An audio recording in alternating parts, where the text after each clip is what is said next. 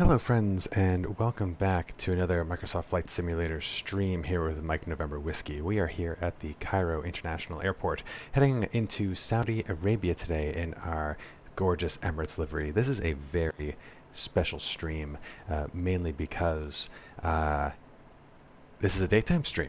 I'm off from work today, and I'm able to, it's just about 11 a.m. Eastern Time. I'm able to spend some daylight hours simming. So we're actually leaving in the Egyptian evening, and we'll be flying into sunset, which is very exciting. I was also hoping that there would be ATC coverage tonight, since this kind of aligns with when Europe tends to be on VATSIM, but there is a ton of coverage just to the north of us. No one is controlling Cairo at the moment, but there are other planes at Cairo at the moment. Actually, there's one taking off right now.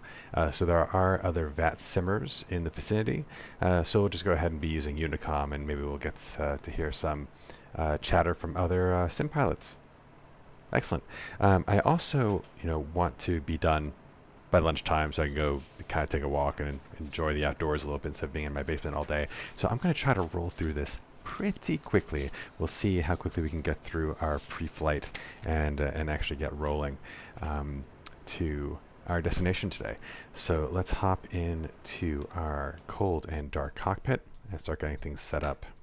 Get our flight pad going and do our preliminary cockpit preparation checks. So just make sure our radar systems are off, wind shear is off, gain knob is on auto and calibrate notes and op. Engine, master switch 1 and 2 are off. Mode is that norm. Landing gear lever is down. Wipers, both selectors are off. And electrics, so battery voltage check.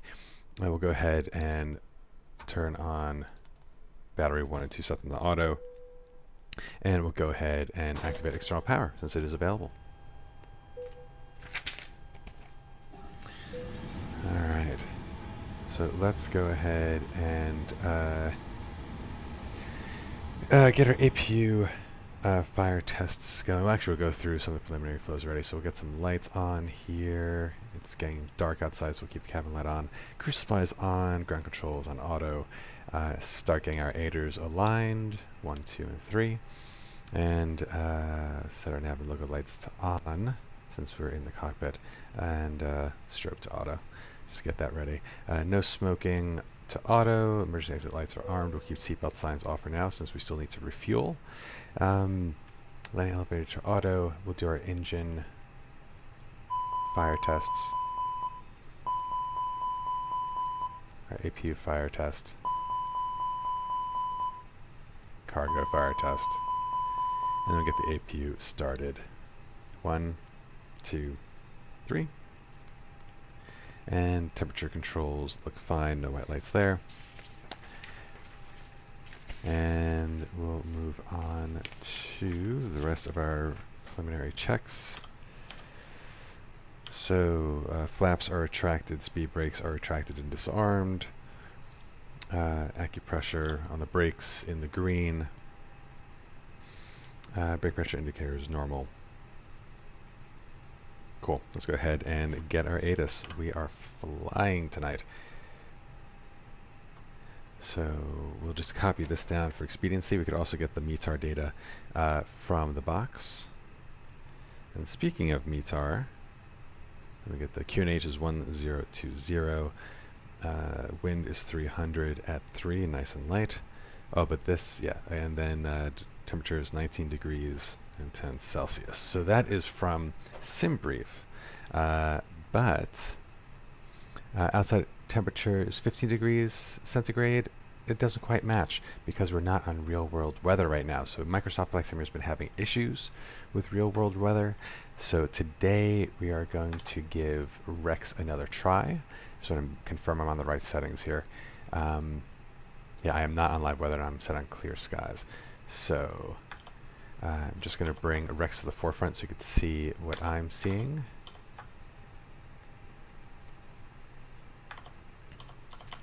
And we are going to inject some live weather right now. So let's head outside, take a look at this. So start weather synthesis, start synthesis.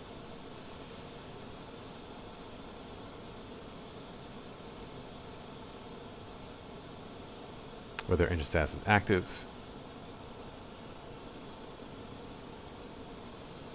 It's going to take a minute. Injecting.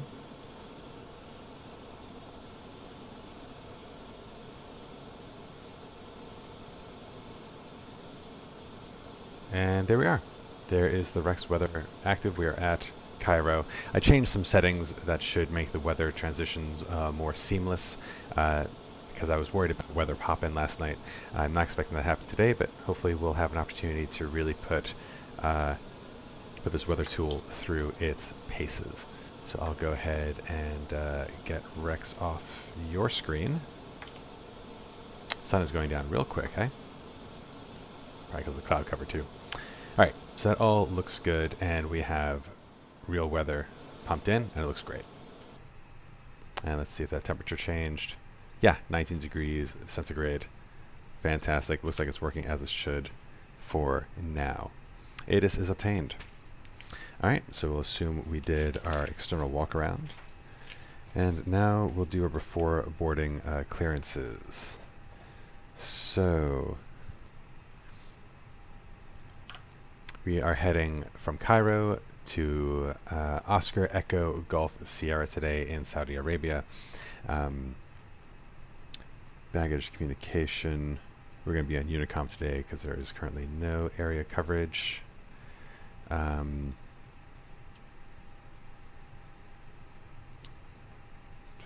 Okay, everything. We know the weather conditions, cabin status, temperature, catering, etc. All things we don't need to worry about in the sim. Alright, so let's start our cockpit preparation. First, let's get refueling going. Since we're done with the before boarding clearance, we'll get our refueling going, and then we'll get boarding going, so that will take the longest. So looking at our operational flight plan, just confirm from Cairo to Oscar Echo Golf Sierra. We're changing time zones today. We're heading further east. We're expecting a flight time of just over 2 hours. We are Emirates 984 today. Our alternate is Oscar Echo Romeo Kilo. Cost index is 15. Flight level is 390. Very high tropopause today. Tailwind of almost 60 knots. That'll be really nice. And we're going to get some turbulence on our routing today. Alright, so looking at the fuel, well, let's look at the weather at the destination just so we know where we're heading into. See if we need to take additional fuel. Destination alternate, destination airport. Light winds, good visibility, scattered clouds, nice and warm. Don't think we'll need to use our alternate today, or I don't think we'll need to take extra fuel since we're not going to encounter any weather. So 7171 is what we'll pump in. 7171. And get that going. Let's take a quick look at the box. Oh, my rudders are a little sticky. There we go. Alright, let's get our weather request in while we're here. HECA and OEGS and send. Get a weather report to the box and do our weights and balances for passengers. So let's see, we are going to have 167 passengers tonight, nice and full, and start that boarding. Okay, now we'll go through the rest of the cockpit prep. So overhead is fine. We checked our panels. So everything looks good here. Time is correct. We have our QNH, so we'll just go ahead and set that to, what was that, 1020. Alright, so QNH is set. Alright, we have power.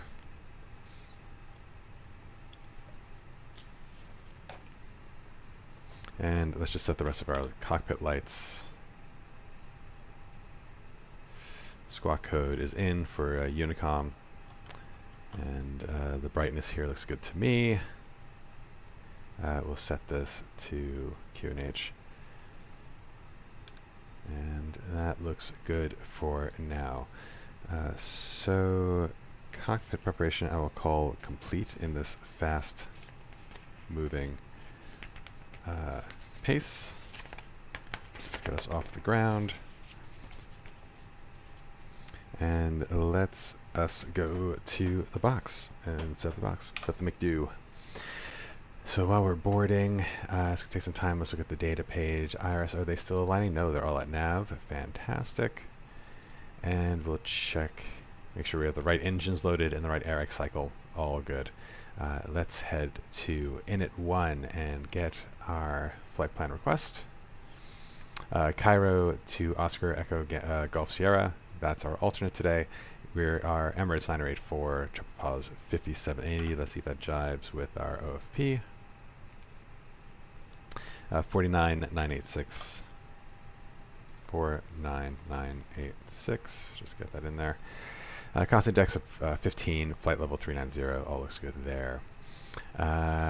Off to our flight plan. So let's pull up Navigraph. And of course, I forgot to log in again before I went live. So let me just do that real quick.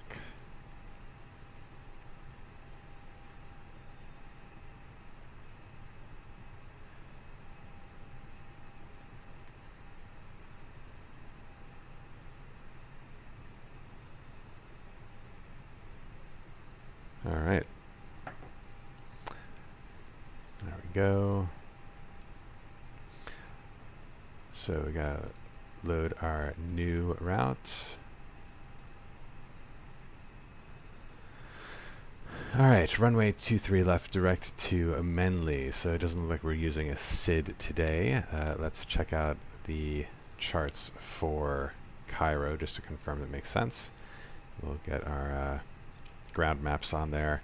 And there are no SID charts for HECA. So, interesting. Interesting. Well, we're doing runway 23 left today. Let's check out the approach chart, see if there's anything we can glean. I don't think there's anything to worry about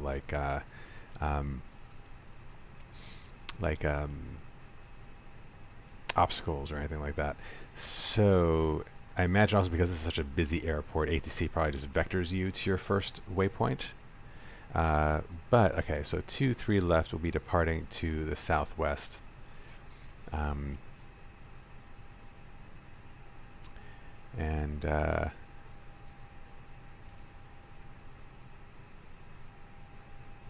Yeah, it just looks like a nice left turn to Menly. So we'll just do that, take off manually, and we'll make sure that we're just heading to Menly, I guess. All right, not a problem. Nice and easy, easy to brief. I'm going to keep runway 23 left ILS pinned in case we need to do any engine out procedures. We'll fly through those because we will not need to use them since we are simming today. Okay, so that's good. So let's just put in runway 23 left here.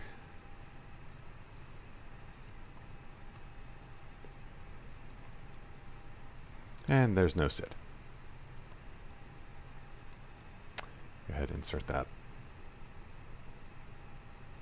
And go ahead and clear this. And let's just see how the flight plan looks on here.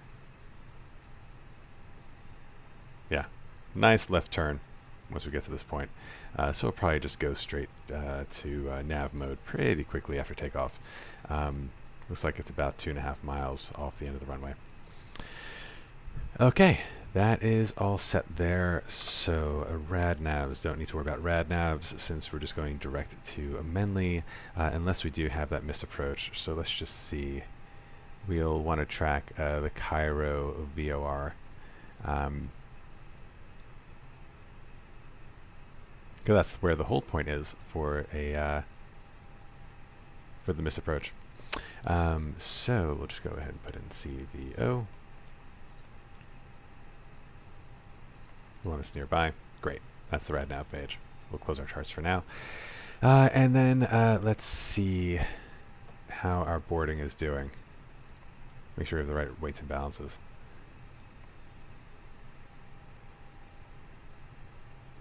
Oh, still have a while to go. I might have to expedite that a bit. Since we'll want to get going pretty quick. Yeah, starting to lose daylight.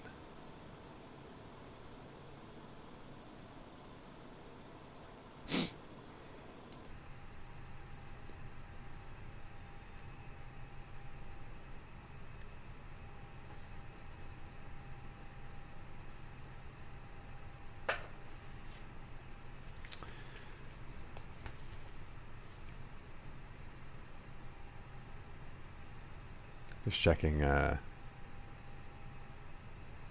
VATSIM to see what traffic we have in the area.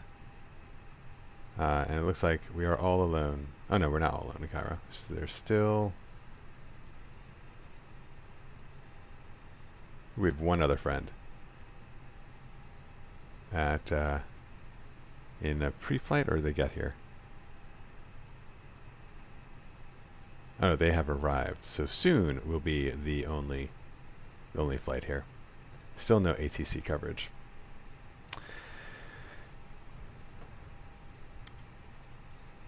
All right. So as far as the departure goes, it seems like there's going to be no restrictions heading to our initial point. So we'll turn on constraints, and we'll set our initial climb altitude to 3,000 feet, just so we can get a nice view of Cairo on our way out.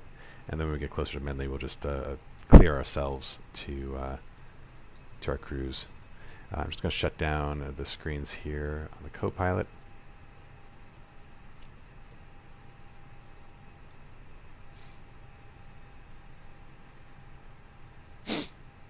If there's anything else we could set up while we wait for folks to board. Well, you know, fueling might be done. So yeah, fueling looks like it's complete. So we'll go ahead and turn on the pumps. And turn on the seatbelt sign just to complete that part of the initial overhead flow.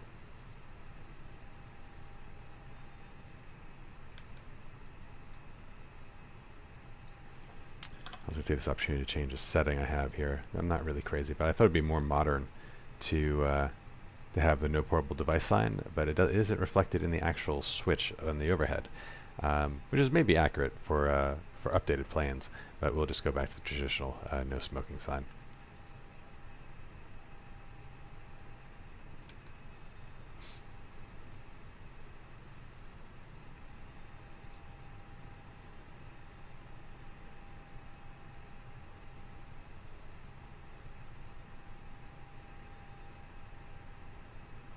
Alright, I'm going to go ahead and I'm worried about fiddling with this. I was thinking about making it go to fast or instant, just to get us out of here. But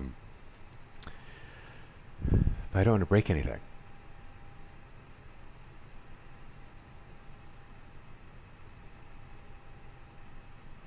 But nah, it shouldn't be too much longer now, since we are at 113 of 167, maybe another couple minutes. In that time, I will just quickly describe some of the changes from last night. So we are back in the development build. Last night we did a flight in the experimental build, which had really cool features like enhanced LNAV and overfly capabilities, as well as TCAS. But about 2 hours into the flight, we hit what seems to be a known issue, where frame rates just started cratering. And that just made the end of flight less enjoyable. The approach into Cairo was, less than ideal. So today we are back in the development build. So we're not going to have that new fancy LNAV feature. We're not going to have TCAS, but that is not required for this flight. I'd rather keep our frames than deal with those issues on a stream.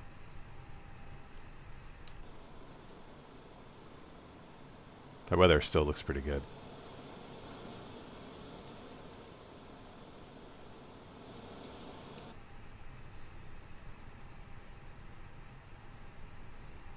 We're about 5 minutes away from our pushback time. Let's see if we'll actually make it today.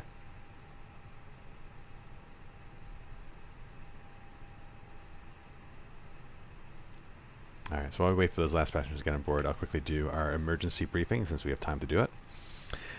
So if we take a look at the airport map, we are parked at Terminal 2, Gulf to Stand. We parked here last night because it was close to the Meridian Airport. The Meridian Hotel, which is a 5-star airport on the airport grounds. And we just thought it'd be nice to have a nice day there. Today we are taking off from runway 23 left, which is the opposite of where we landed. We landed on 5 right. So same runway, just opposite direction. So we'll probably take the reverse route back. So we will leave the parking stands here, and we'll taxi down Delta to Sierra, and we'll head down Sierra. We'll intersect with Tango. And then when we get to Tango, we'll keep going down Tango to Lima. We'll bang a right on Lima, and then make a left on Foxtrot and take Foxtrot all the way down to the final Foxtrot holding point there to maximize the use of the runway. And then we could actually do a flex takeoff. And speaking of, while we wait for boarding complete, I can do my preliminary calculations for our flex. Let's do that now. So looking at a runway again, runway heading today is 225. Elevation on average, call it 455 feet. Length of this runway is 4,000 meters, nice and long. We'll call it no slope. Wind today is light, 300 at 3 knots. Outside air temperature is nice and warm at 19 degrees. QNH is 1020. Runway conditions are dry. Our takeoff weight is 67 tons, rounding up. Do flex thrust, configuration 1 on the flaps. We'll turn the packs off. No anti-ice required. Takeoff center of gravity we don't have yet since we're still loading. But in any case, we are getting flex data. So when we get our takeoff center of gravity done at the end of our boarding, we'll finalize that when we get to the performance page. So anyway, that is our route to the runway. If there are any issues on the way to the runway, I'll call full stop.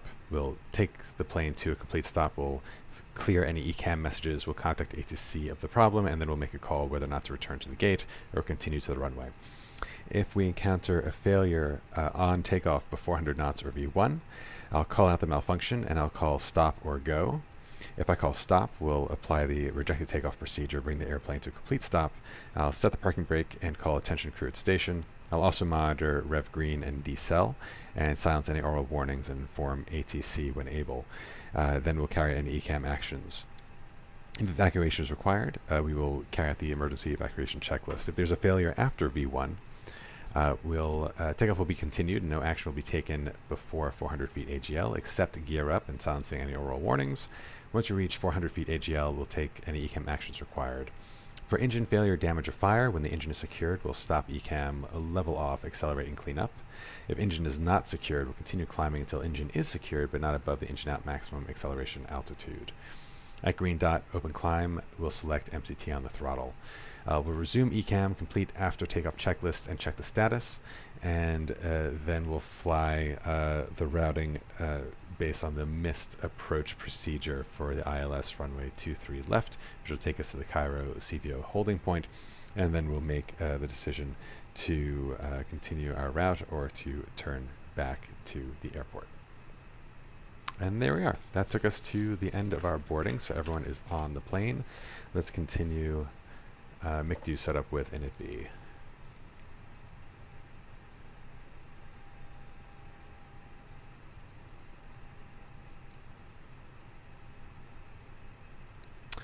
So, zero fuel weight, 59.9. That's correct. And zero fuel weight center of gravity, 24.2. Block fuel, we have 7.1, so 7.2, rounding up. And we have a nice tailwind today. What was it? 57 knots. So T, 57, tailwind. And get the rest of our fuel data in there.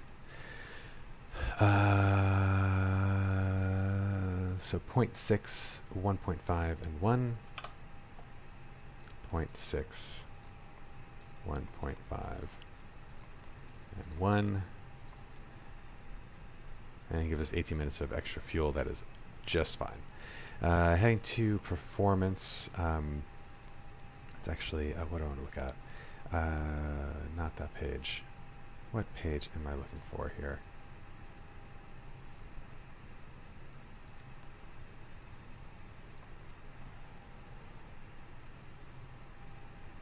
Oh, fuel prediction. Here we go. Center of gravity 24.5. Get that into my takeoff calc here. All right, and then we have our trim level for later. All right, so performance, we are going to do flaps 1, and per my calculator, we're going to trim up 0.9. Our flex to temp today is 64 degrees. Transition altitude, I'm going to trust that. Yes, transition altitude is correct. And we'll go ahead and put in our V speed. So just to see the calculation, 134. It's a little low per the calculator, so I'll put in the ones that I've calculated myself. So 151, 153 for rotation speed, and 153 for single engine.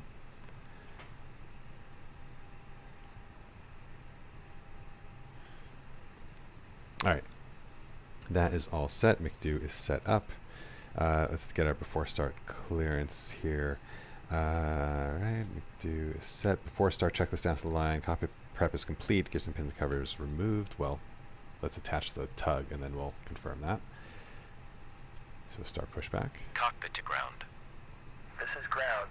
Stand by. Get ground services removed. There they are. Check our doors page. Make sure cargo and cabin are all closed. External power will disconnect since we are on APU power now. I'll turn APU bleed on. That should have been on before. Signs are on in auto. We'll turn our beacon on. Aiders are on nav. Fuel quantity is loaded. Takeoff data is set. Bower ref Okay, is sir. set. The bypass pin is installed. All doors and hatches closed and all ground equipment is removed. The parking brakes are set. You may lift. Parking brake set. Lifting the aircraft. We have nose wheel steering disconnect displayed. Let's do the before start checklist Standing below by line. for pushback. So below line, windows and doors closed, beacons on, thrust levels are idle, parking brake is as required. Before start checklist complete. Make our Unicom call. Cairo traffic, Emirates 9084 at Terminal 2, stand Golf 2, ready for push and start.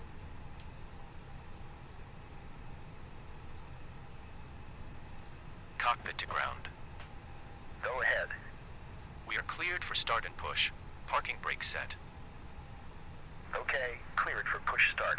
Please release parking brake. Parking brake released. Parking brakes are released. Commencing pushback. You can start the engines in sequence. It will start in the sequence. All right, set ignition to start and engine to start.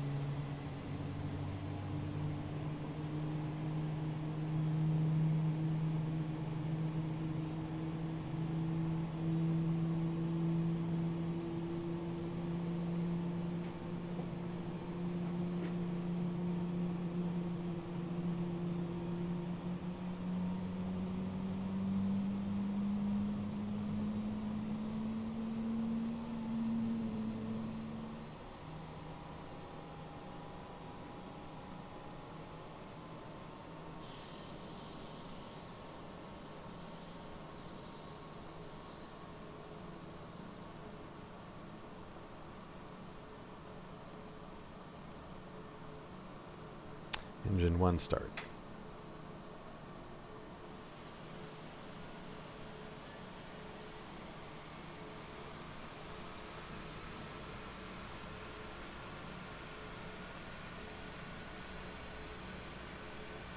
Okay, pushback completed. Please set your parking brake.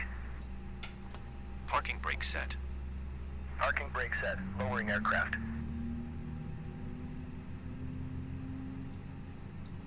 Startup is complete. You may disconnect. Roger. Good engine start. Cleared to disconnect. See you at the side. Have a good flight. Holding position waiting for the visual. Thank you and goodbye.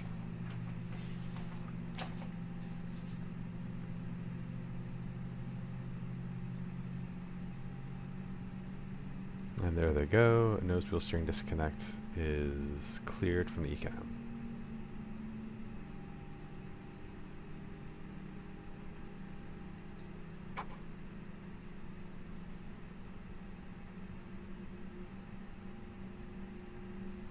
Alright, we have 2 good engine starts.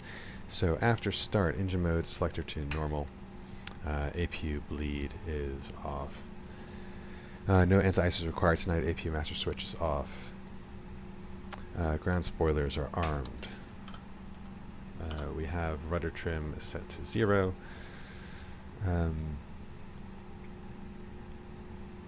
APU master switch off. We already did that. Flaps to takeoff position. Flaps 1. Pitch trim set to 0.9 up.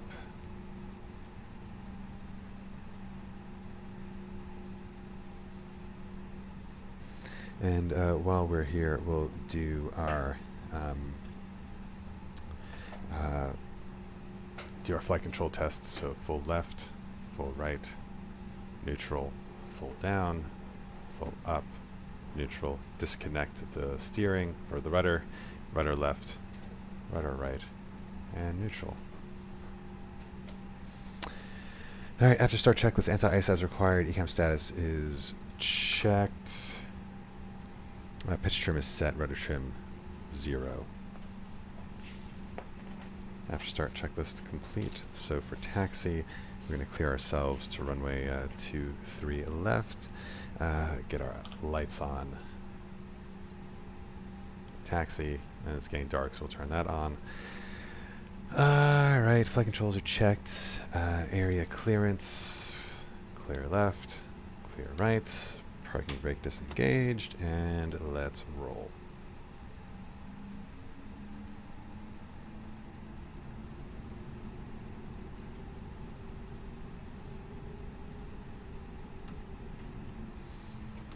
Set our auto brake to max.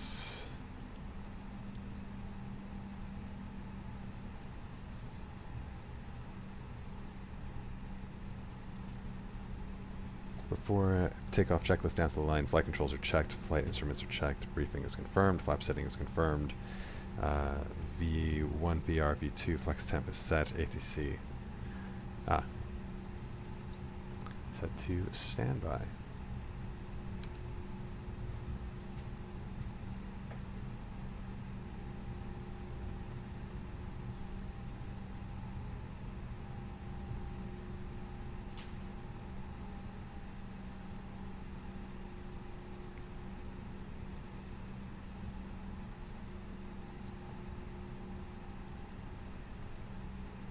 Sorry, let's turn a little late.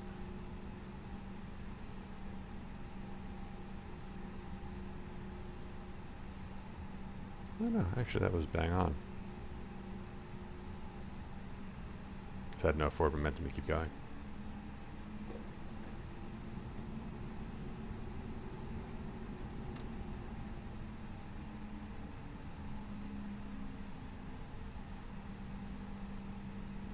Oh, nope, actually that was wrong.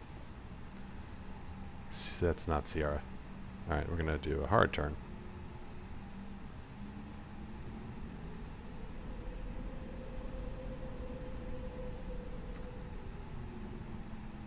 This is what happens when I try to get out of here fast.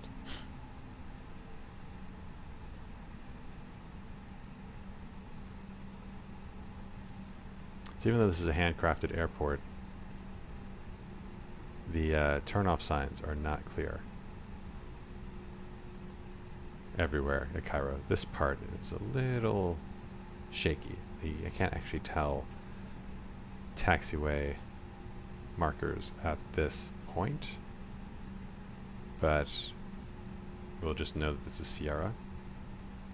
And this will take us to Tango, and then we'll make our left turn onto, our right turn onto Lima.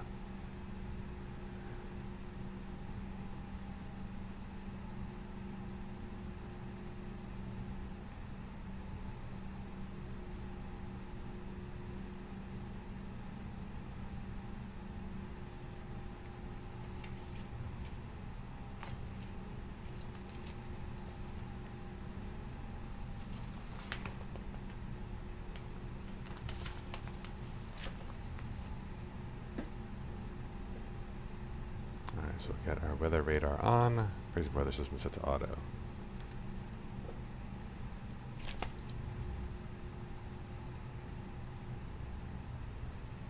I need to increase the dead zone on my stick because the tiller likes to go left, it seems. Brakes, auto brake set to max.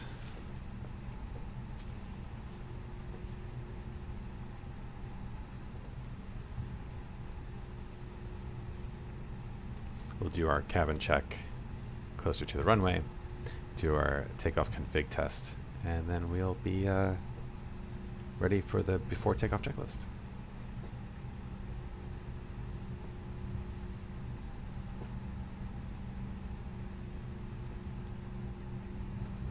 It's terminal 2 to our left, I think.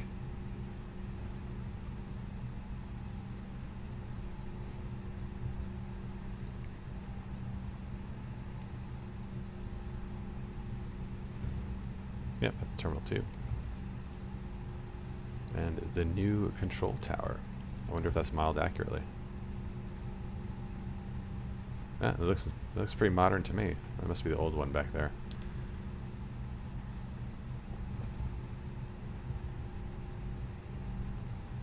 Ah, get out of the way! Get out of the way! Oh wow, he's alright. He's gunning it, and he's losing speed, and he's gone. You don't race something with two giant LEAP engines.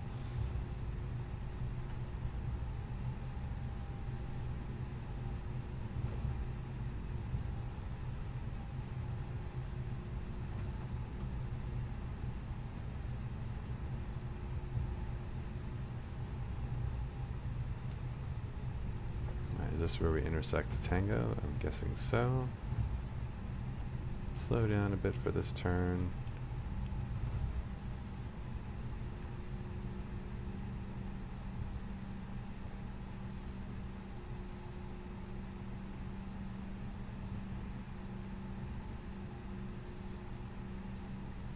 The signs are impossible to read. Seriously, come on. If anyone's aware of a setting that makes those more readable, especially at night, please let me know, because it is so frustrating.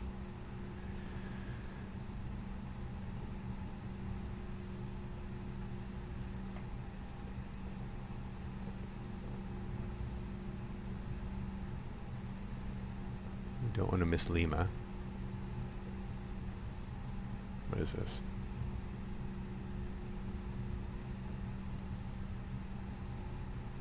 Nope, we are in Tango though. That's confirmed. What did that guy just do? What is happening? Wow, okay.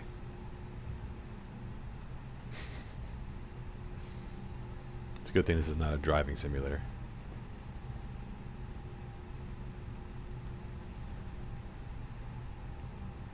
The day I want to get in the air real quick, we have the longest taxi of our lives.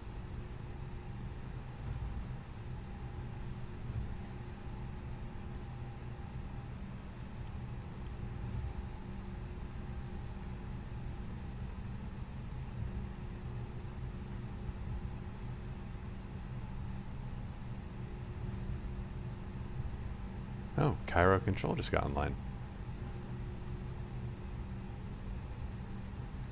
Check VPA if we got any messages yet.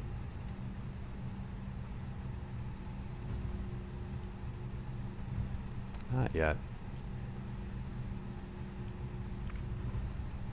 I'll get in the air and then we'll contact control.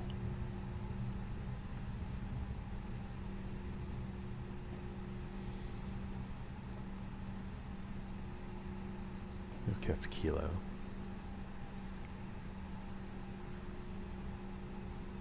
Should be the next right.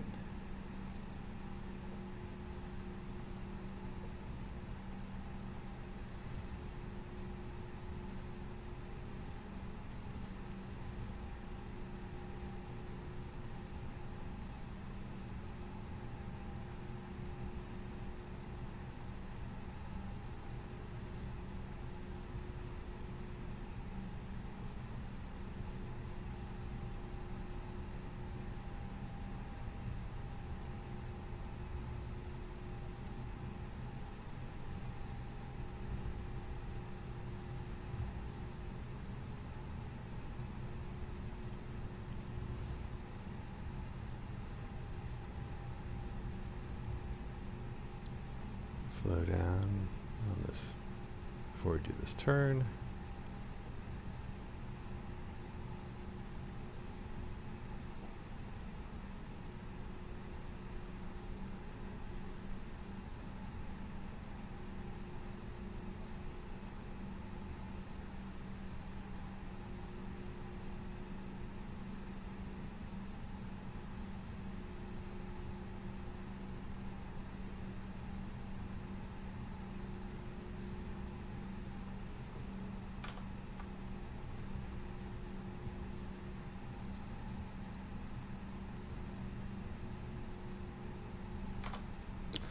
Go ahead and put 127.7 in standby.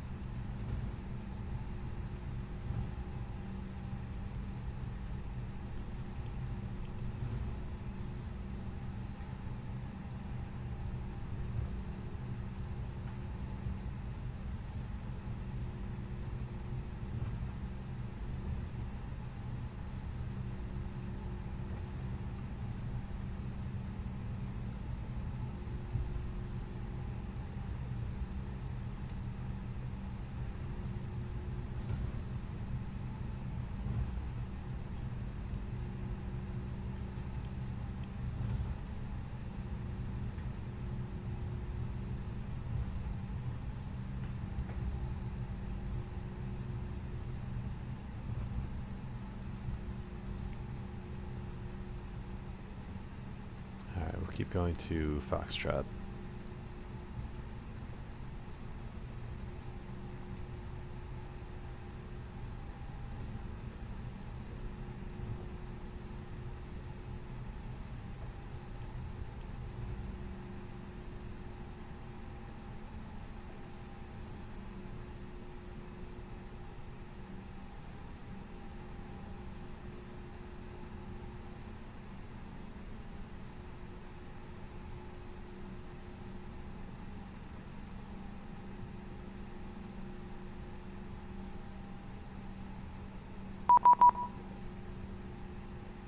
All right, there's our controller.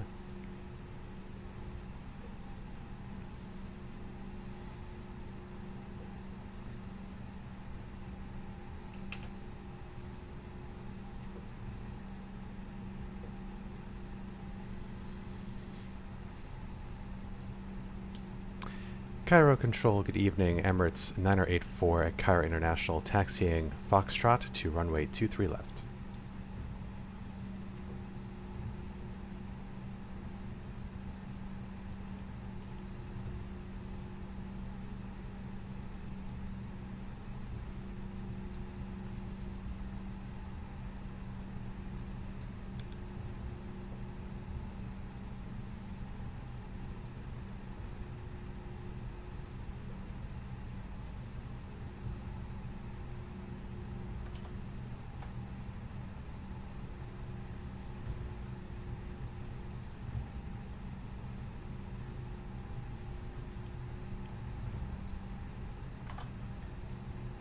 Alright, are they going to reply?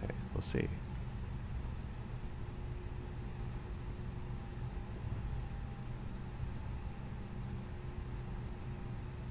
Not hearing anything on my comm.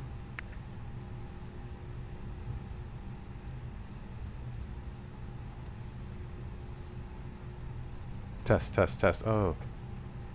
Hold on. Audio's not working.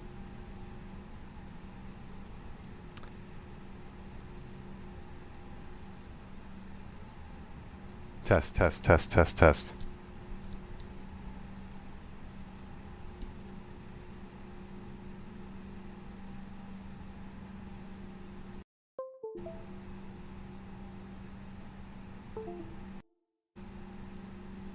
Test, test. Let's try this. Test, test, test, test, test. Test, test, test, test. Test, test, test. Oh man, come on. Test, test, test, test.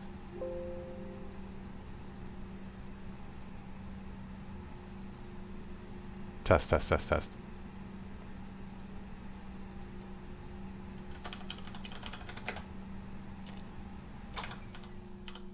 Whoa, what just happened?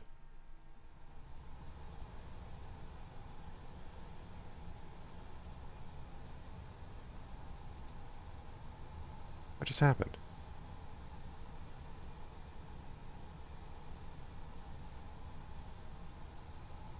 Why my plane shut down?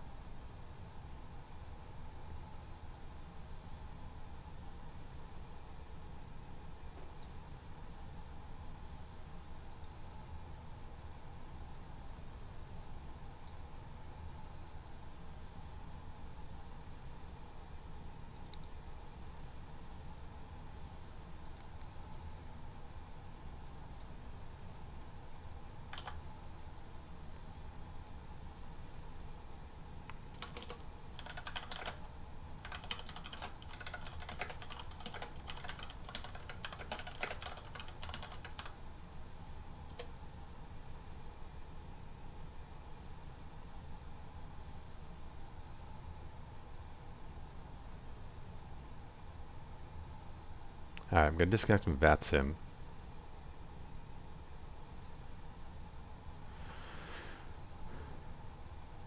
Figure out why our plane just shut down.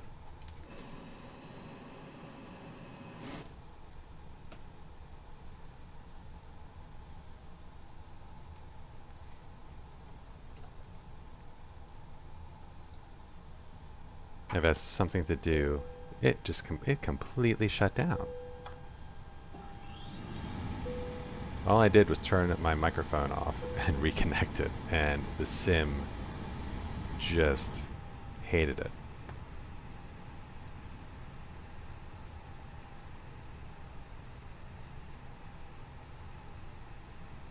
Now everything's back online. Even our engines are running. Everything's as we left it, from what I can tell.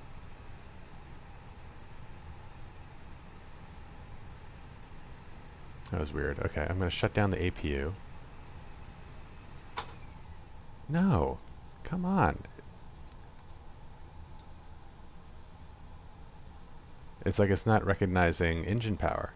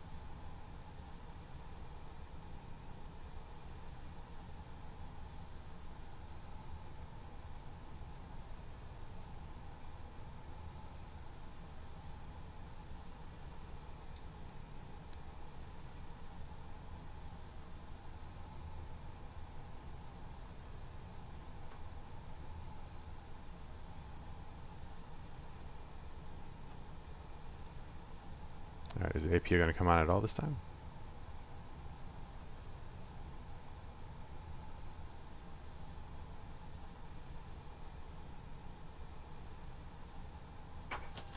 Okay.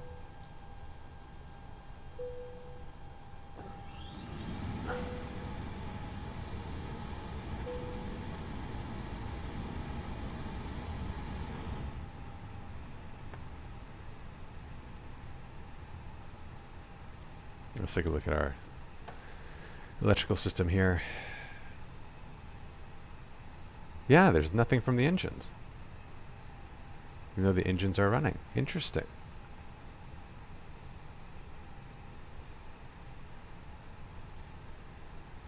I'm going to shut down the engines and get them back on again. So try an engine restart. APU bleed back on. Shut them down. Back to ignition. And then engine 2 start.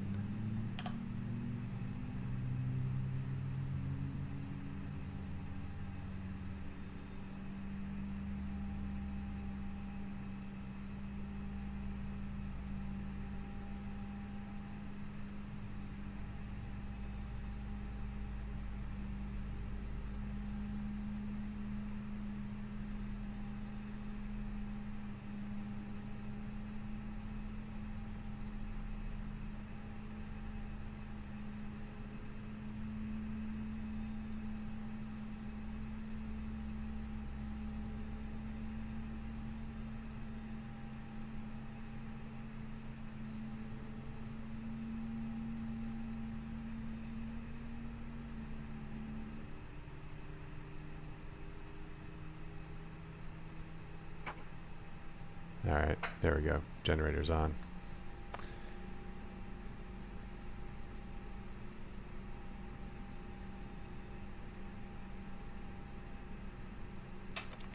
Engine 1 restart.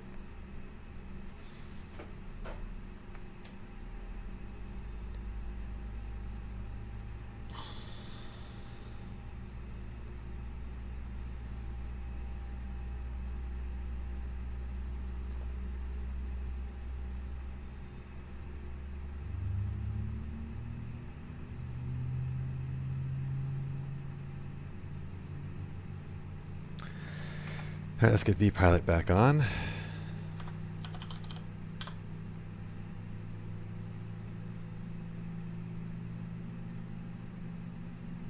Make sure my microphone works this time. Test, test, test, test. Yeah, we're good.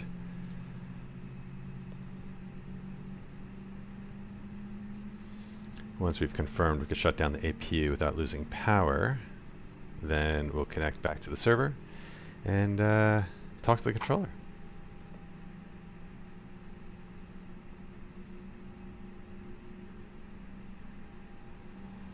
Alright, both engines look available. Let's go ahead and shut down APU, hold on to your butts. Alright, I think we're back. Let's go ahead and connect. Follow the flight plan. Thank you, descend flight level 240. Descend flight level 240, Juliet 2204 heavy.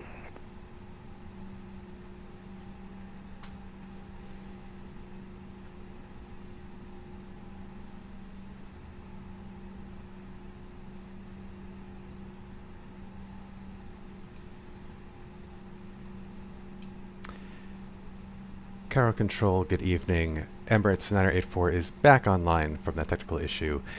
We are currently on Foxtrot for runway 23 left at Cairo International. MS 984, welcome back, sir. Cargo Control, very good evening. You are cleared to your destination, squawk 2305, and advise if you are ready for takeoff. Clear to destination squawk 2305, and we'll advise when ready for takeoff. Thank you. Emirates 9084.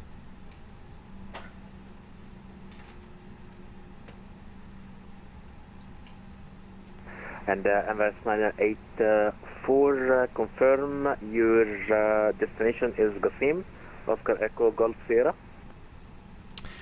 Confirmed destination is Oscar Echo Golf Sierra. Emirates 9084. Thank you, sir. Thank you, Cargo Control.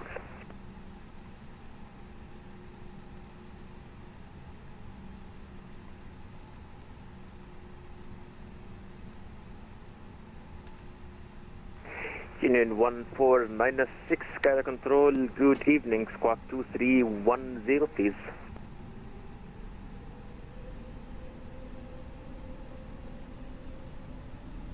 Right, now we seem to be stuck in position.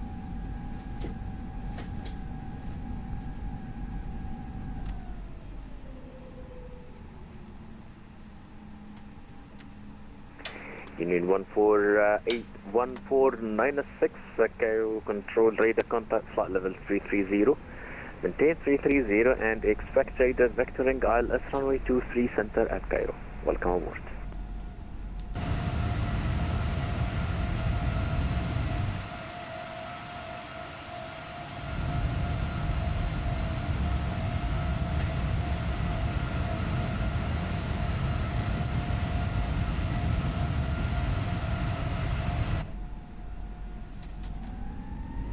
Union 2204, continue descent to flight level 060 to be leveled by Charlie Vector Oscar. Local QNH at Cairo is 1021. There we go. The auto brakes are engaged. Continue descent flight level 060 to be leveled at Charlie Victor Oscar, local QNH at Cairo 1021, Union 2204 for heavy.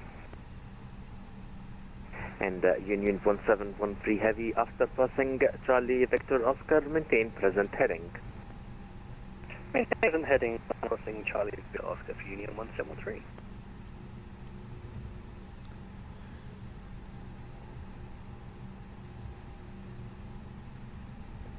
Alright, I think we're almost there, guys.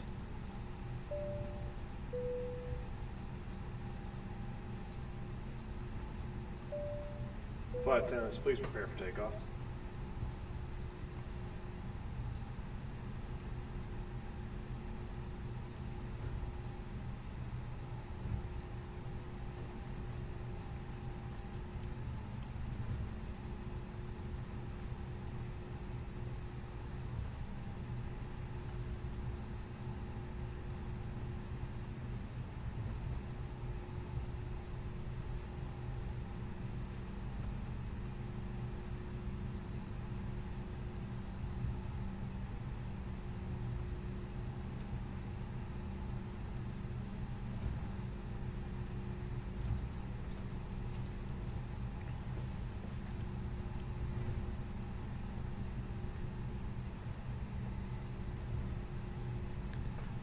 Alright, slow it down.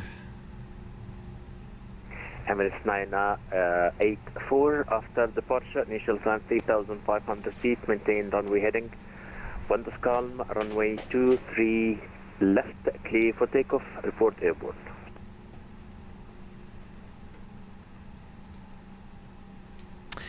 Clear for takeoff, runway 23 left, climb, maintain 3500, runway heading, Emirates 984. We'll contact when airborne.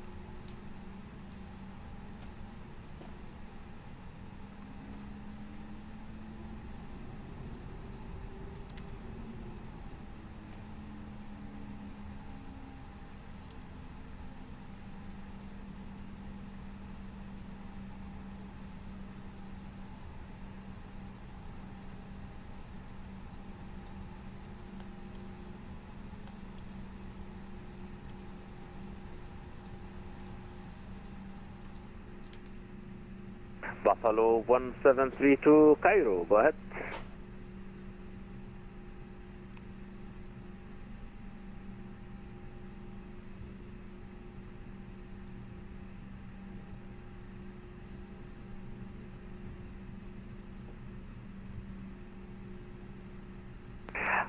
Buffalo 1732, yes sir, just call me back when you are entering the downwind of the arrival runway at Luxor, since the area is clear and empty, no problem. Alright, take off.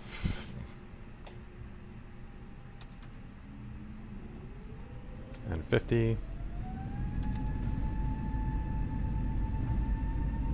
Thank you, Buffalo 1732, appreciate it. Flex.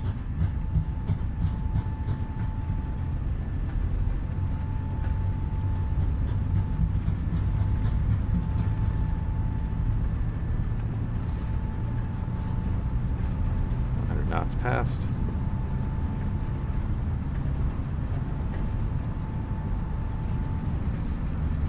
V1, rotate.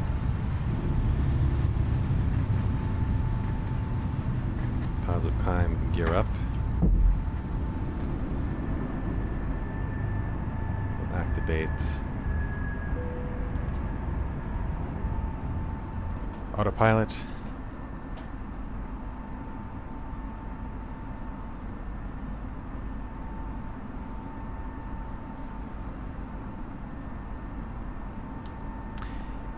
Cairo Control, Emirates 9084, passing 1300 for 3500, runway heading. MS 984, read contact passing 1,400 feet, continue climb to flight level 240, turn left heading 140. Turn left heading 140, and can you confirm, is that flight level 2500 or 3500? 240, sir, 24,000 feet. Flight level 240, affirm, Emirates 9084. And Qatari 851, apologies, contact Athens control on 129.675. Bye-bye.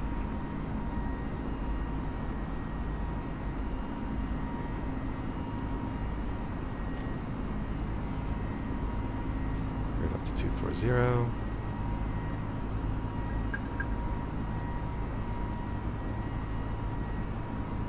Open climb.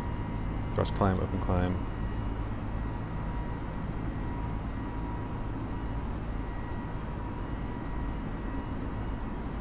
Ground spoilers disarmed. Flaps retracted.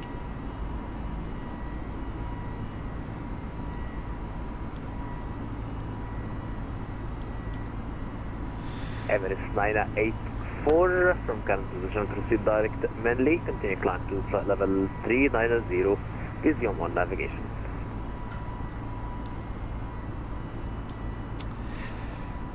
Clear direct to Menly, flight level 390, Emirates 9084.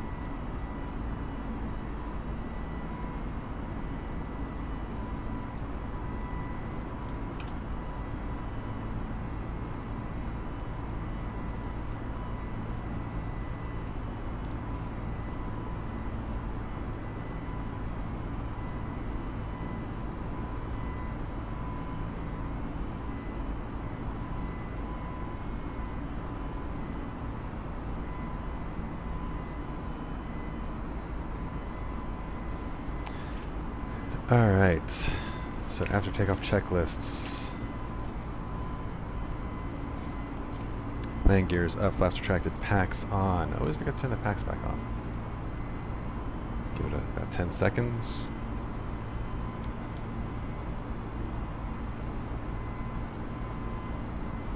Arrow set the standard. After takeoff checklist complete.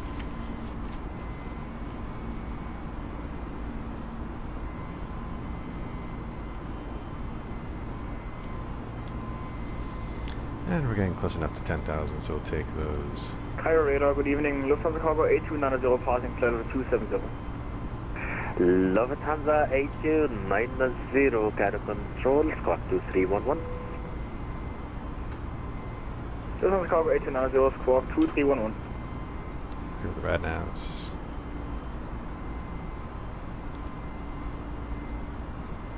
And, alright. ECAM is cleared. We have our METARs there, so let me just get that company message cleared.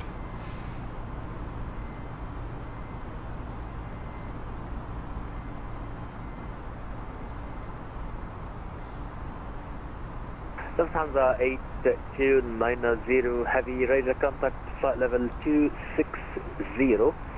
I have to reroute you, sir, to a waypoint to get you into the sequence. Are you ready? Ready. Roger that, thank you.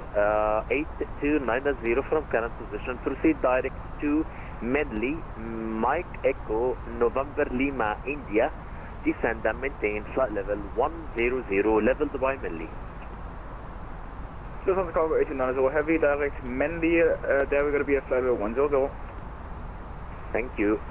Alright, and we're already above that, so that's fine. This would have been a great test for TCAS if it was available. But doesn't seem to be quite ready for prime time yet. It's got some floods. It's a little too dark in here. That's better.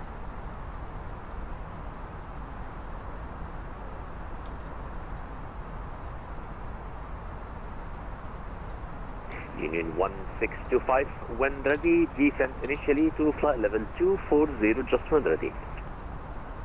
Descent ready, flight level 240, Union 1625. 1625, confirm sir, it's 240, 240. Yeah, flight level 240, Union 1625. Thank you, 1625.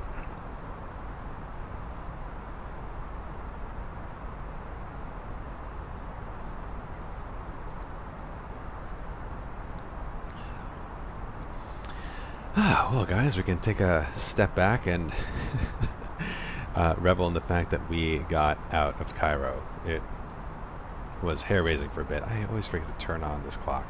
But yeah, I guess we technically had a taxiway engine failure and had communication issues, but we worked through it.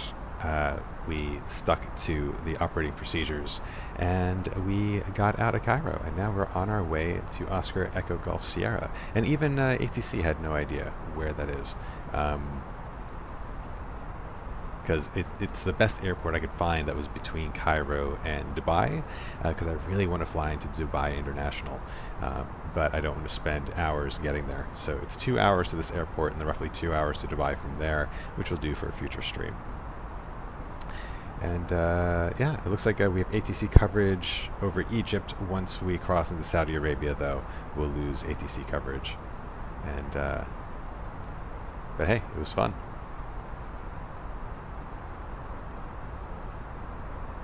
I'm enjoying the VATSIM map. Like, as soon as ATC came online at Cairo, oof, people started flying in. People follow the controllers. Union 1713 heavy, continue send 2,500 feet on the same QNH. That's 2,500 feet on the same QNH 1021, Union 1713. Union 2204 heavy, continued send 4,500 feet, local QNH is Cairo 1021. Continue descent 4,500 feet, QNH 1021, Union 2204 heavy.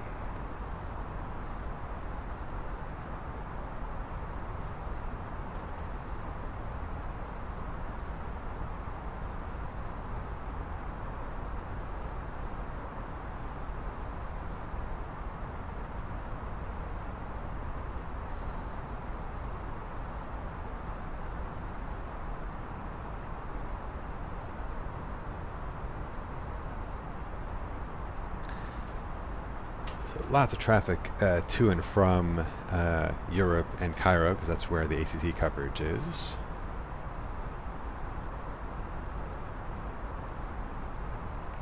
Let's clean this up. It's the airport.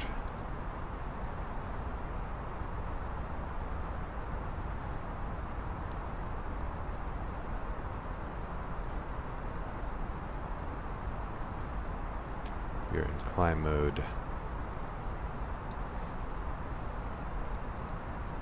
Set that screen. Okay, all looks good. Let's get a preliminary sense of when we'll get to our destination in Saudi. Ooh, boy, about an hour and a half right now. Oh, but decreasing. So like as we pick up speed, that'll update. But yeah, no, I'm guessing we'll get there around 1:30 at this point. So we may only have enough time for one stream today, which is fine. We had one last night, we're doing one today with ATC coverage. I think that's a win. Definitely be satisfied for a bit after this flight's over. And we'll get to see what the Bering Strait looks like at night. Union 1713 heavy, turn left heading 050. Turn left heading 050, Union 1713. Union 2204 heavy, after passing Charlie Vector Oscar, maintain present heading. After passing Charlie Victor Oscar, maintain present heading Union 220 for heavy. Fire control, Union 2274, flight up 370. Union 2274, Cairo control, recycle squawk please 2312. Squawk 2312 for Union 2274.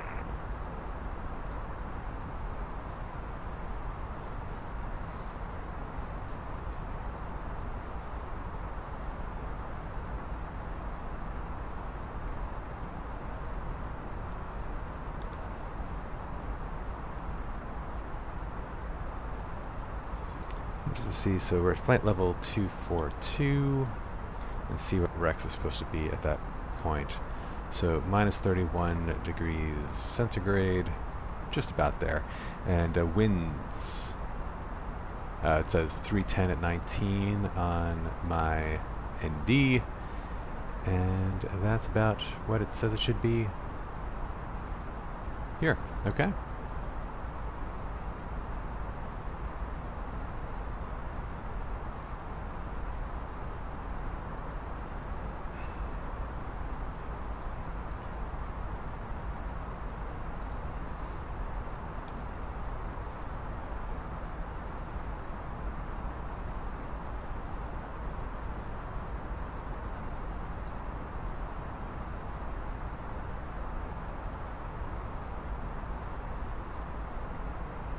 Okay, weird speed jumps there.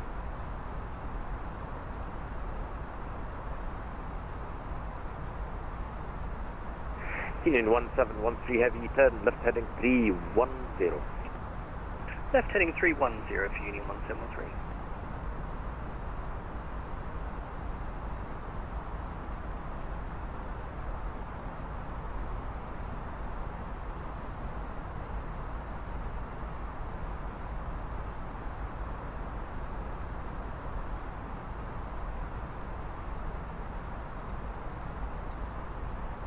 Union 1496, when ready, descend initially to flight level 260 when ready.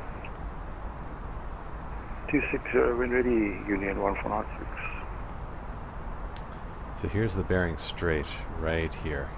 We're about to cross over it. Delta Romeo Uniform over Antar, you may contact Athens Control on 1299675. Have a very safe flight, sir. Contact Athens Control on 129.675. Enjoy your evening, Delta Romeo Uniform. Thank you, sir. Goodbye.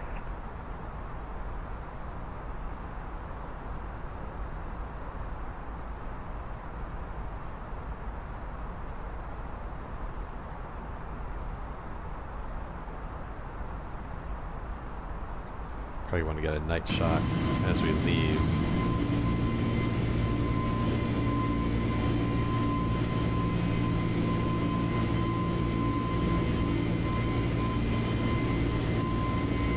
Well, can't really see the plane, but...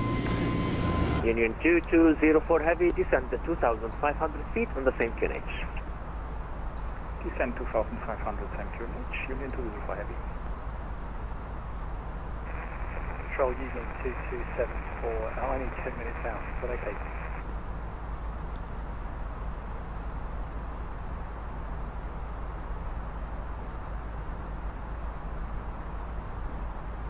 Almost a direct tailwind. Which is also slowing down our climb rate. Union 2274, requesting 10 minutes. 2274, no worries, sir. Just call me when you're back. Thank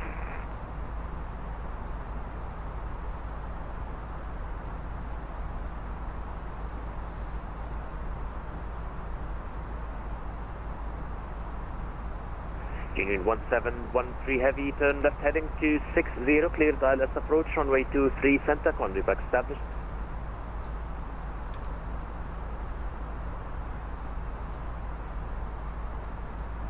Union 1713 heavy, did you get my last transmission, sir?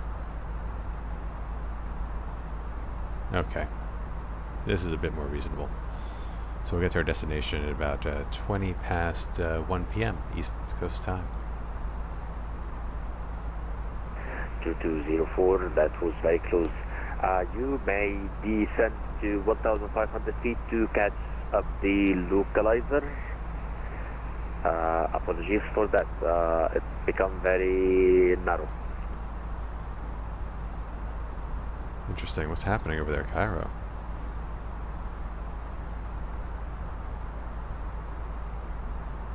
Union 204 Heavy, sorry, need to go, missed approach. I apologize for this. Okay, continue climb to 4,500 feet, maintain runway heading. Union 2204 Heavy. Runway heading, climb 4,500 feet, Union 204 Heavy. Ah, that's a shame. But, you know, it happens. It happens.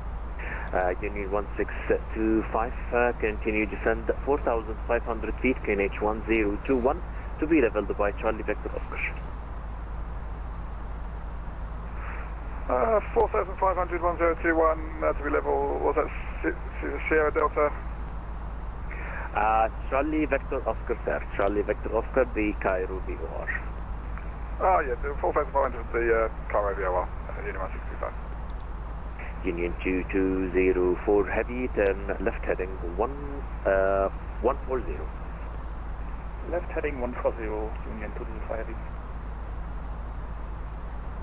I will reposition you, sir, for another approach. You are number 1 and the Lufthansa cargo descend 4,500 feet and maintain 4,500 feet, sir. Lufthansa cargo 1890 Heavy, descending 4,500 and maintaining.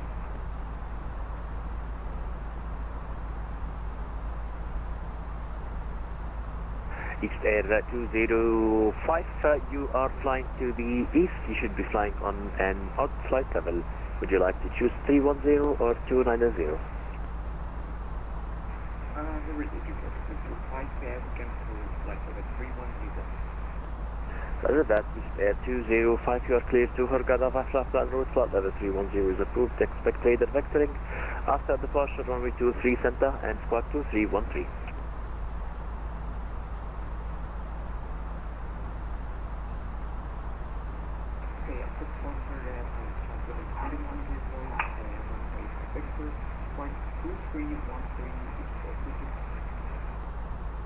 There 205 feedback is correct. Call me back when ready for push and start. Break Union 2204.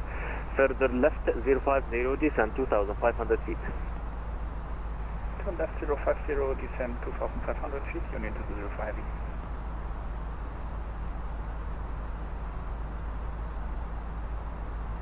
We're really struggling to maintain this this climb. I wonder if is it all because of the tailwind? It's preventing us from generating enough lift.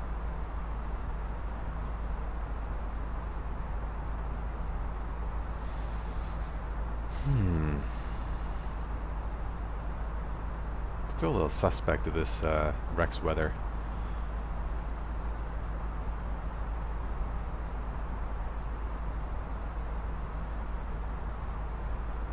Alright, now we're climbing gangbusters.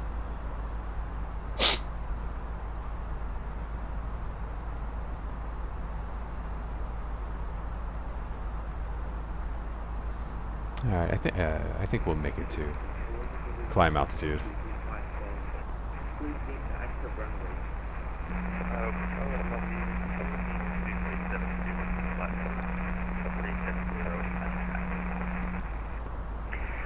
It's Air 205, active is 23 center, sir. 23 center and break Union 2372, Cairo control, squawk 2314. So they're using 23 center now. Let's take a look.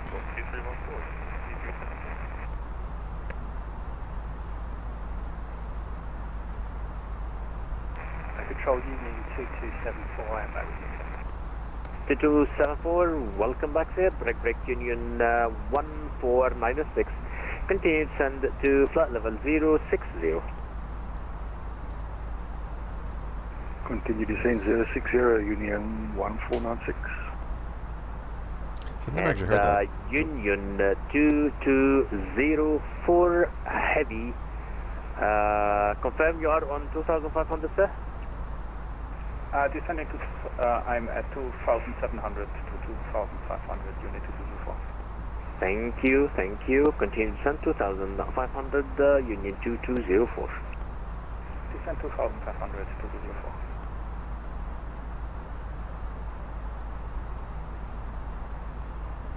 Alright, we're almost at our cruise.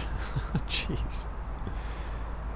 Union 2372, raise the contact slot level 370. Welcome aboard.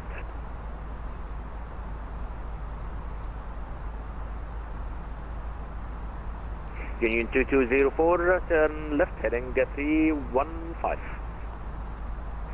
Turn left heading 315, Union 2204 heavy.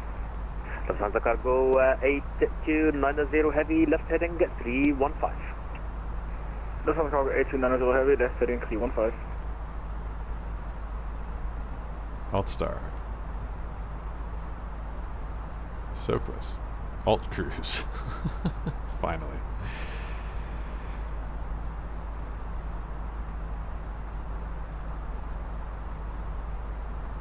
Lufthansa 227, Union 2274, when ready, descend initially to flight level 240.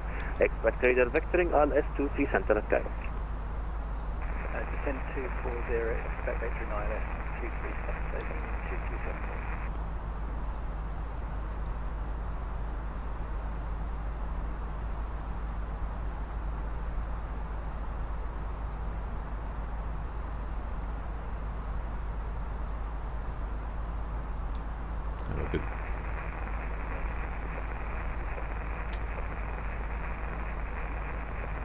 Got very busy on ATC tonight. Egypt Air 205, pushback and start is approved on your own discretion. Call me when ready for taxi. We'll be out of his airspace pretty soon. And back to Unicom. We'll be nice and quiet. Lufthansa Cargo 8290 heavy, turn left heading 290 and reduce the speed 190 or less. Lufthansa Cargo 8290 heavy, left heading 290 and speed 190 or less. Union 2204 heavy, left heading 260, cleared ILS approach, runway 23 center, descend 2000. Descend 2000, left heading 260 and cleared for ILS 23 center, Union 2204.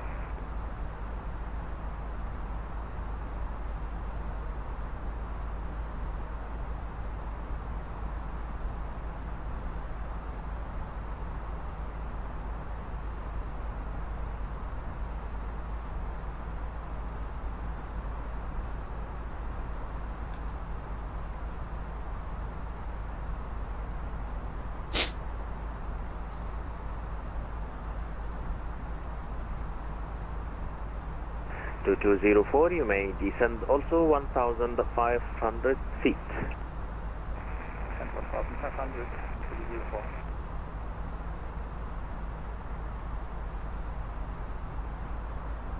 Lufthansa Cargo 8290, turn left heading 180, descend 2,500 feet. Lufthansa Cargo 8290, left heading 180, descending 2,500.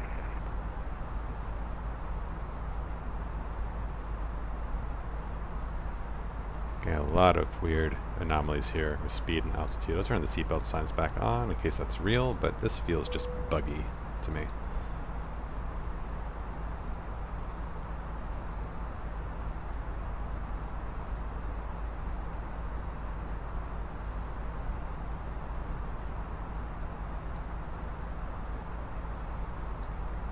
There goes the frame rates again. Jeez.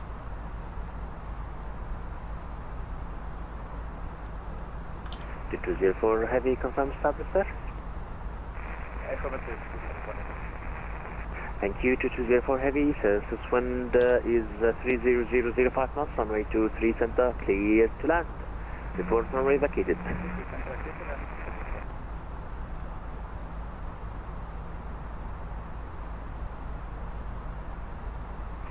Lufthansa 8290, further right, heading 200, cleared ILS approach. Runway 23 center, call me established. Lufthansa Cargo 8290, right heading 200, cleared ILS 23 center, we'll call you when established. 8290 heavy, further right 260. Lufthansa Cargo 8290, right heading 260.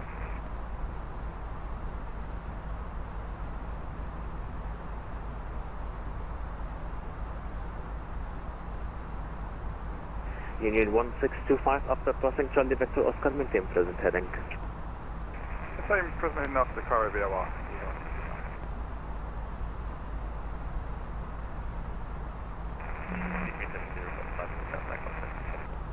2370, no word sir, just call me when you're back.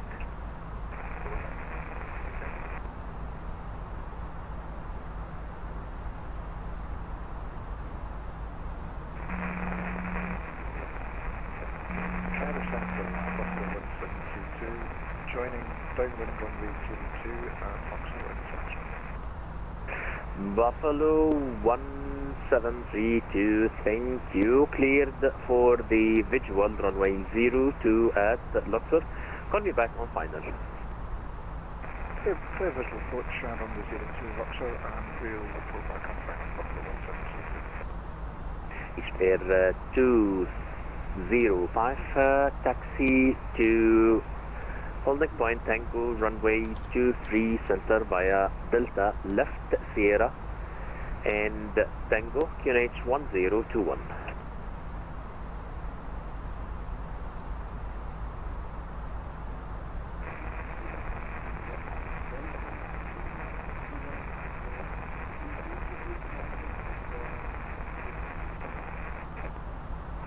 It's 1021 and no Lima in the taxi instructions sir. It is Delta, Sierra and Tango, but it is right on Sierra, okay?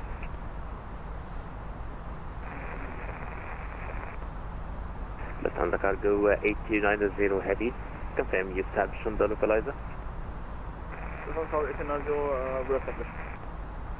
Lufthansa 8290 heavy, continue approach and break Union 220 for heavy, confirm the runway vacated.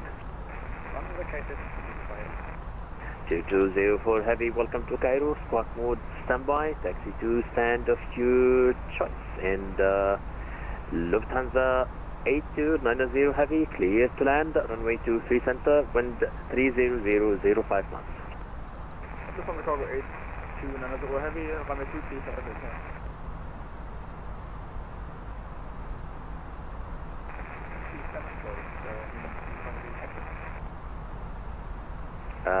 Thank you sir, and apologies for the very tight turn that happened before the missed approach. No worries, nothing happened. Thank you sir.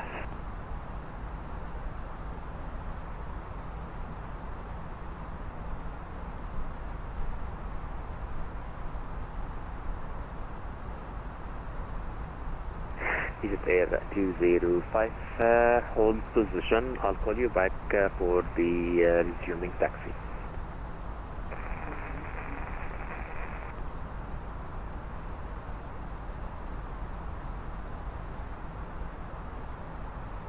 Union 1625, continue descend 2,500 feet on the same QNH. 2,500 QNH.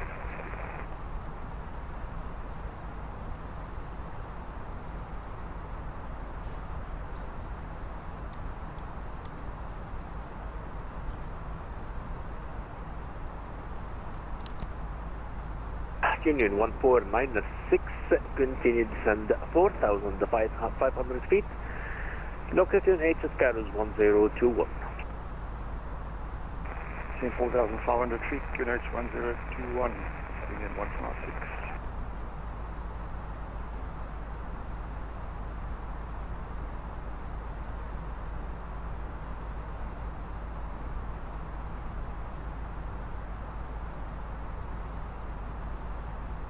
Union 2274, continue descend 4,500 feet to be leveled by Charlie Victor Oscar, location H at Cairo 1021. I'm going to assume we can move over to Unicom because we are Descend 4,500. well out of his area now. H at Cairo. Alright. Very busy tonight there. Alright, so going to Patax.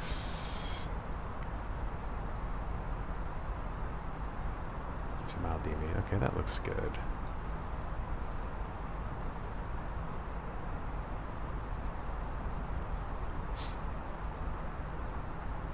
We're going to be at 3,800. We're going to be at 5,000.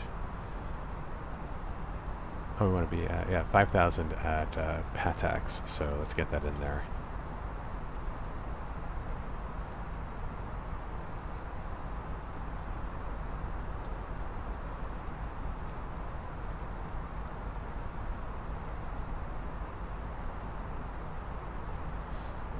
$414 miles away, so plenty of time. Let's get our calculator in.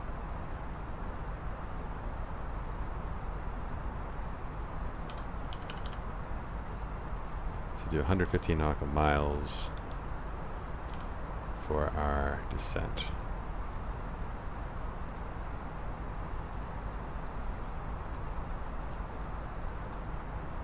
Patax. 115.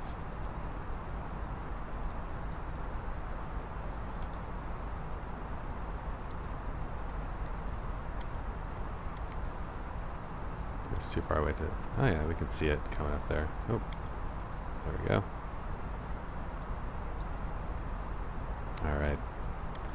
If we get frame rate issues again, I'm going to turn Rex off and see if that fixes it. We're back at 50 frames per second. But, you know, I thought the frame rate issues were because of the experimental build, but that stuttering and this weird altimeter anomaly leads me to believe it may be a different problem.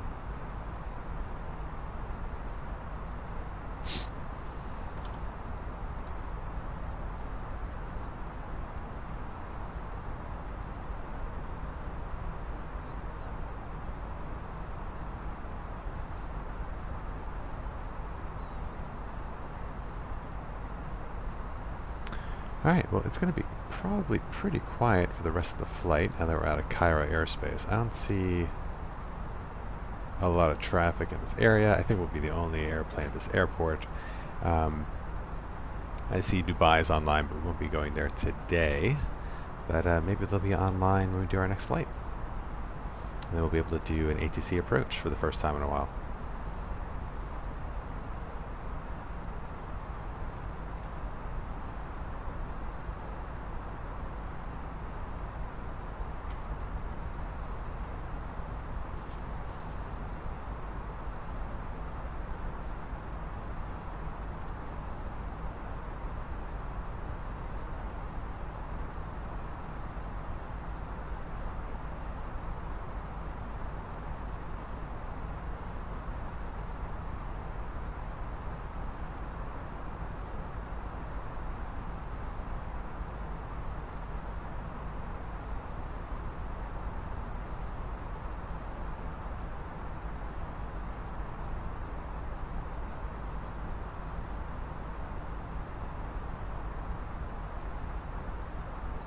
Oh, what happened?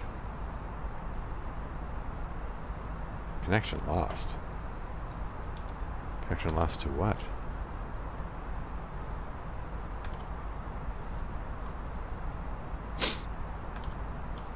I mean, vPilot is still online. Still streaming. Man. Sim is just having problems today. Successfully connected. Oh, goodness gracious.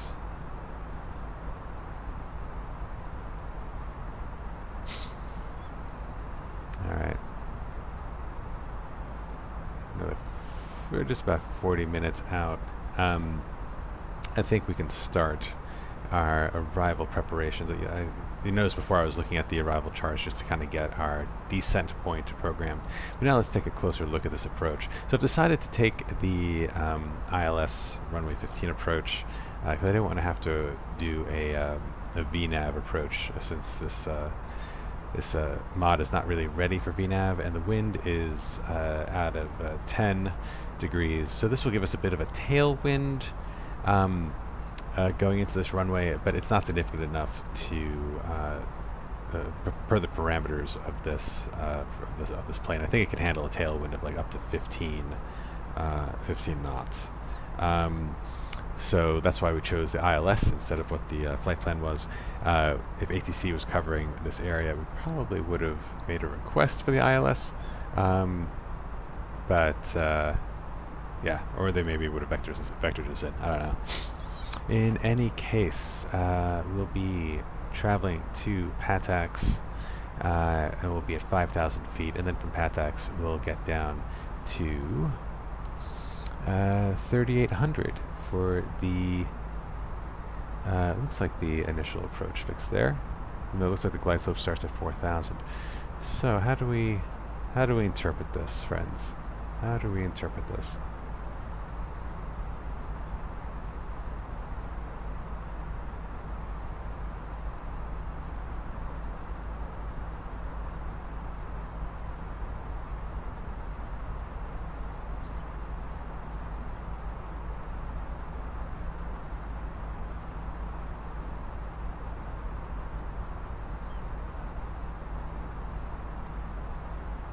Oh, recommended altitudes.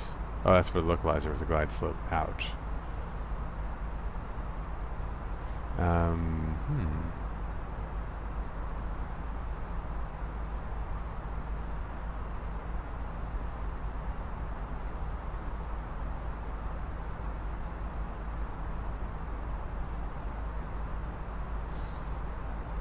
Interesting. I don't know. Don't really know how to interpret this.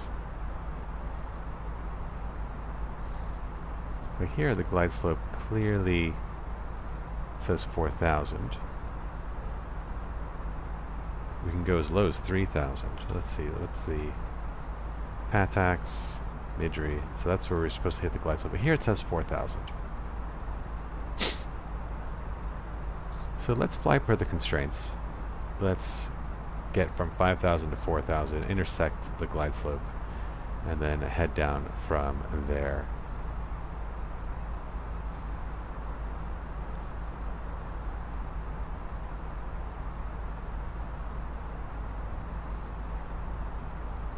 Touchdown zone 2126 is the altitude.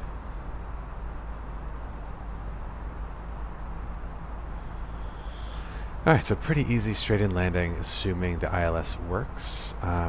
Looks like we'll want to have the GASIM VOR programmed in, since we'll have two DME measures to measure against. We'll have the ILS, we'll have the VOR, so it'll be good to have both. So in our rad nav, we'll put in gas, Gamma Alpha Sierra.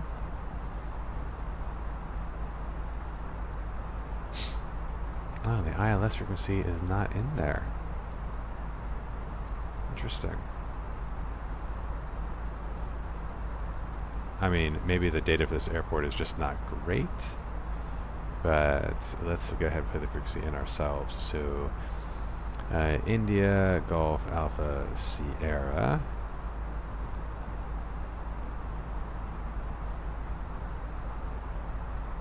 .1. And that's 150.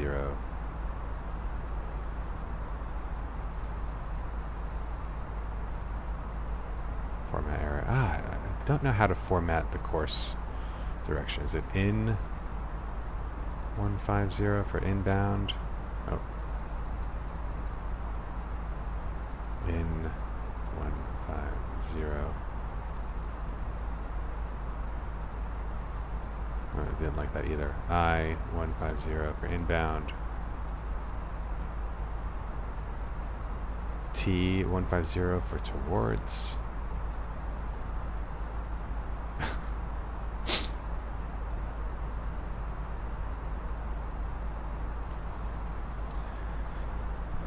Let's see if I get any screenshots of the red nav page.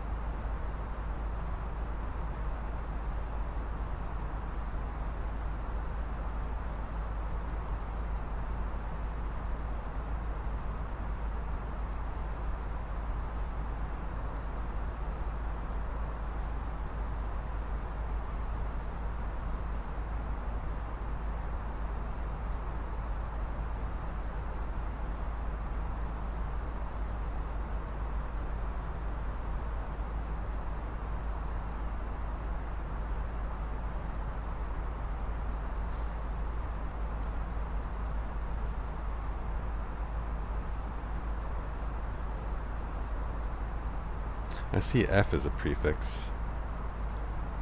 I don't know if that's right.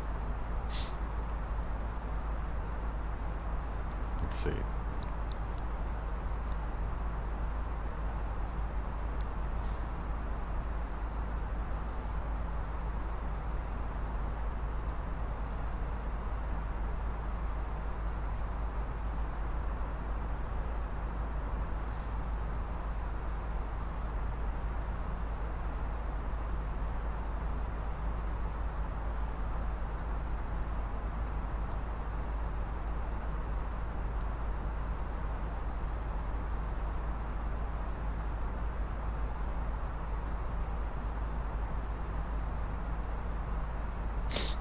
See.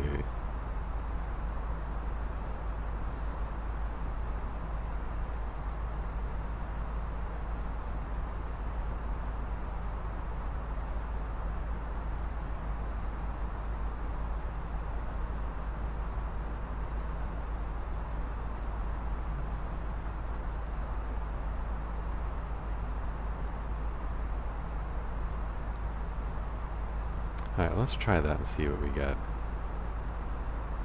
F150. Alright, that seemed to work. It was fine taking that.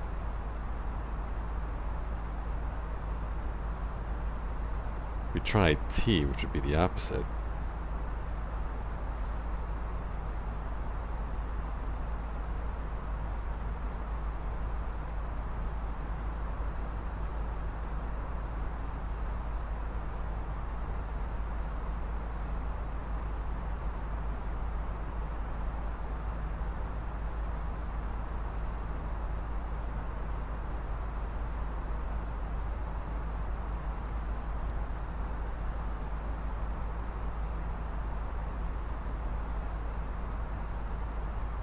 Oh, maybe that stands for front course, which I guess would make sense because we're flying towards 150. Okay. We'll see if that shouts at me later, if it registers a conflict. Sometimes it does. Alright. So now let me make sure we feel good about the rest of the descent preparation. Let's pull another METAR and then compare it against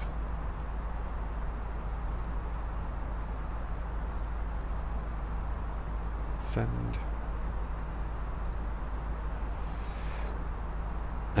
But flight plan looks good, rad nav is good. Let's see how we're doing on time.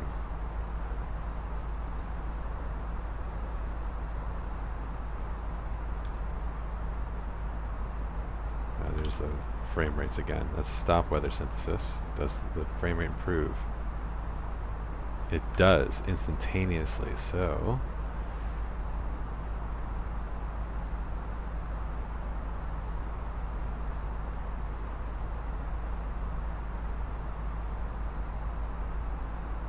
let's try that again.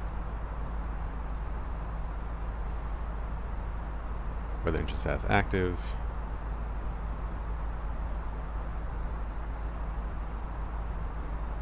Injecting.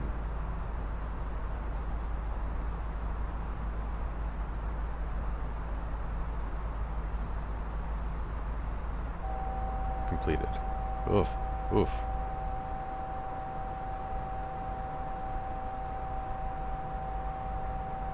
Well, that was violent.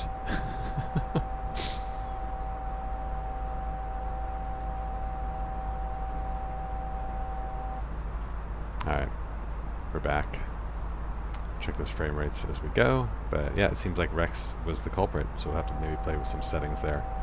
Ooh, ooh.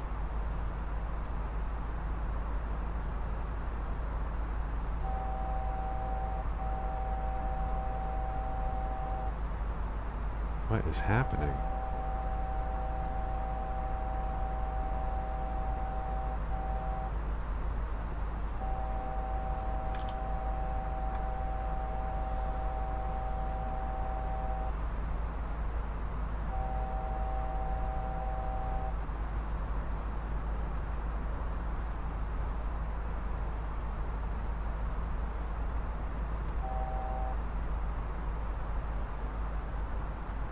See if this stabilizes.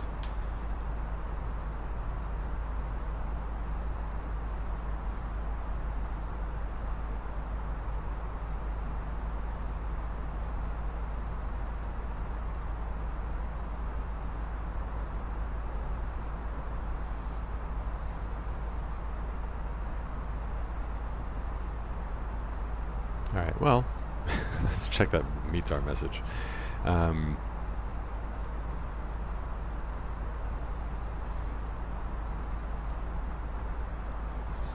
Alright, so winds.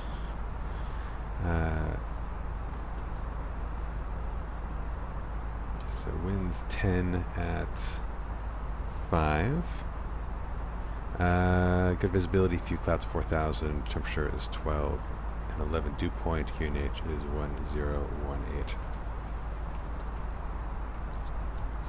Let's check that runway length.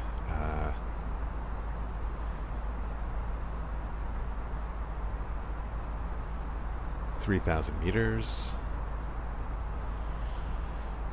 So let's go ahead and do our, we may need additional brakes if that tailwind is going to be a problem. So let's get our calculator for landing.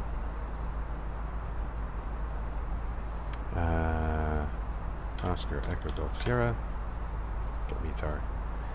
Alright, that looks what we expected. So runway height, it is 2125. Approach speed. It's not gonna be that slow. Let's see. We put this information in. We should put this information in. 1018. Temperature is 12 degrees. Winds are 10 at 5.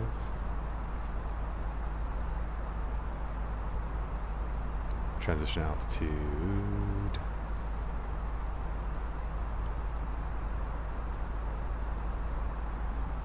Uh, 150, that's correct. So landing speed 126. Let's look at our minimums for Cat C. ILS radio 200.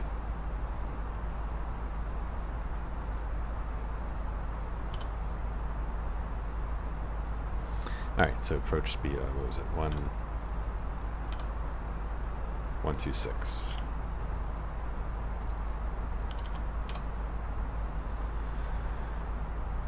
Landing weight 63 tons, 62946. 62946. Do full flaps, we'll do reverse. Runway altitude. Oh, this is length, sorry. The length, 3,000 meters. And altitude is 2125. And runway heading is 150. And slope we'll say is 0. And calculate. Low is fine. Cool. As long as we hit our landing target. So landing performance is checked. Auto brake is required. Red nose. Okay. Performance we've set. Check fuel prediction. That looks fine. We briefed our approach.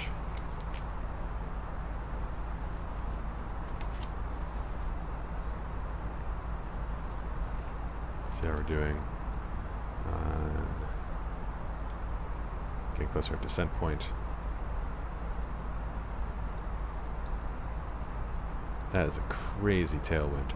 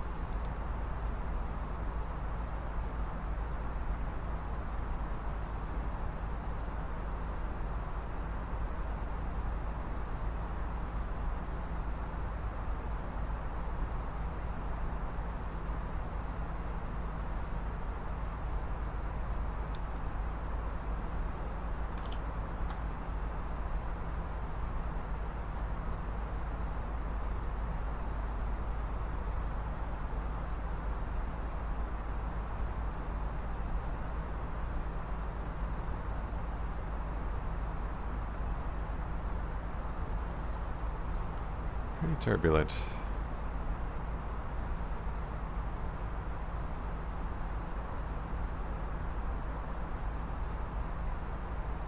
Are we expecting the turbulence at this point?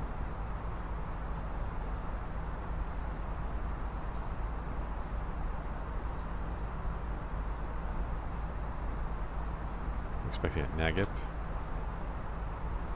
We're past Nagip. It's a revab. Let's see what that would have been a revab.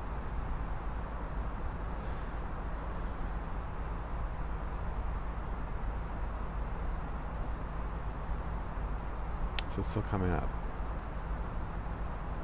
Oh yeah. Pretty much turbulent all the way. Start to shake off after Nabek. And what, heading to Nabog? Heading to revab.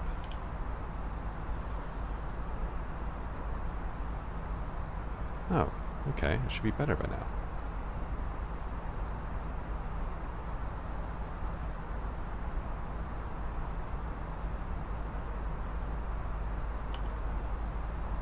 Interesting.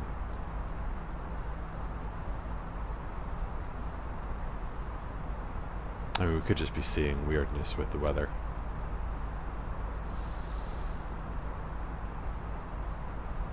That's what the settings look like.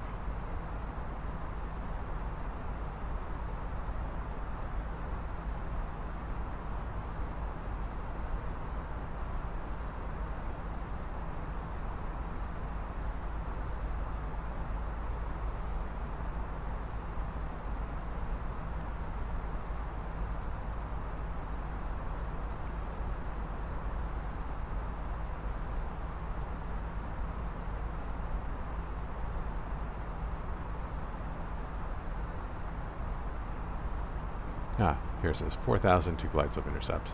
That confirms it.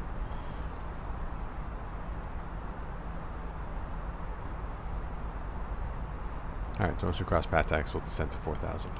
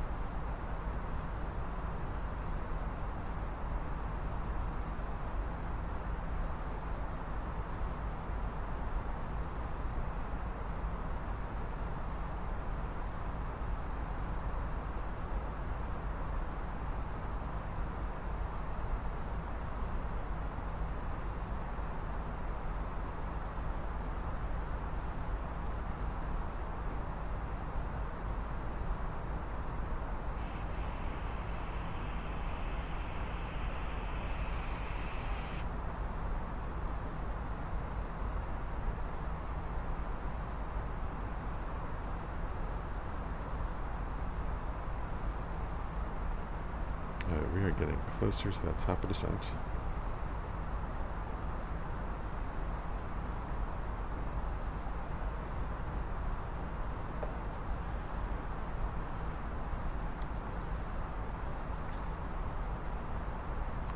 So many things went haywire on this flight. I didn't even have an opportunity to really look into where we're going.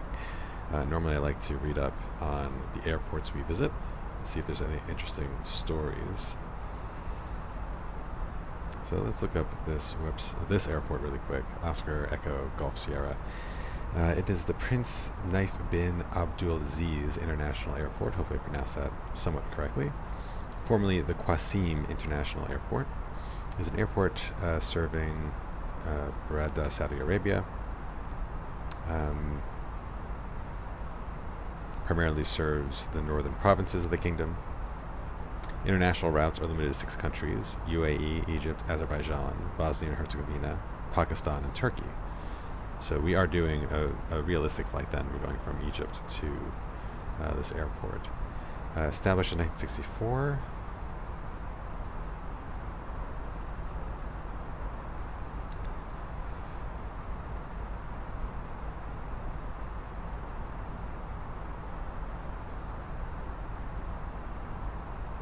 And it's beginning to consolidate its position as the main aviation hub in Saudi Arabia's central region, and they're investing in more expansions.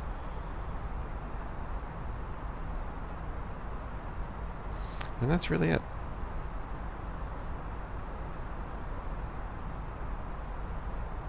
So it looks like Emirates doesn't actually fly here, so that part is exaggerated. The Dubai route is serviced by Fly Dubai, which is a low-cost airline.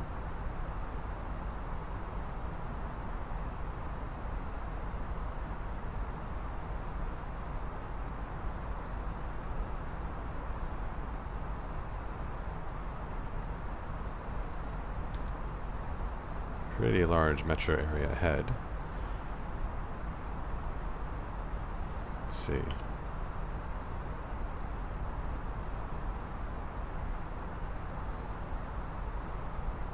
About to cross Revab. Let's see, Hill. So what is Hill?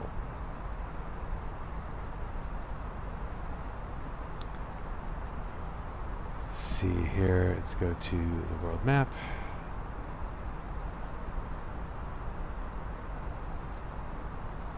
Clean this up a bit. Ah, it's actually called... Yes, Hale is the name of the city.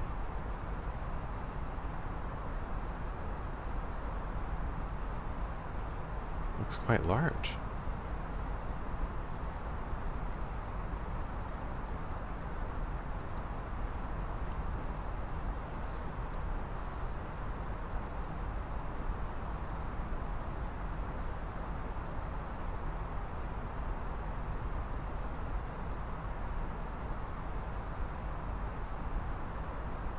Yeah, it's about 500,000 people live there. Largely agricultural, producing grain, dates, and fruits.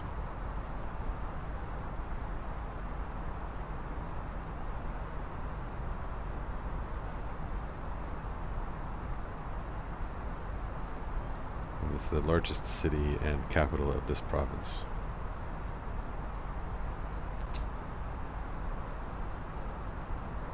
There's those frame rate issues again. Come on.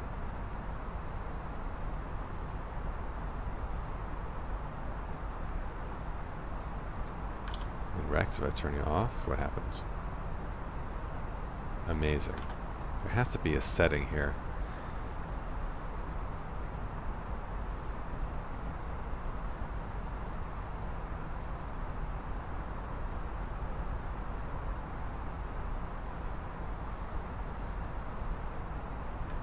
I'm going to pull up, I had some instructions.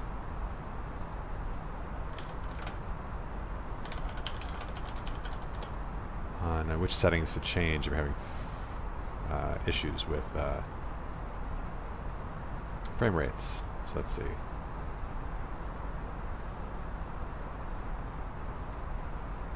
we go, settings. Alright, so let's turn aerosols off.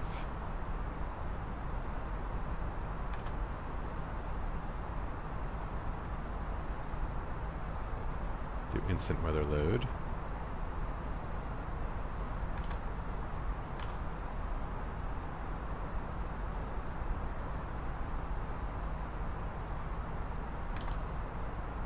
And let's try that.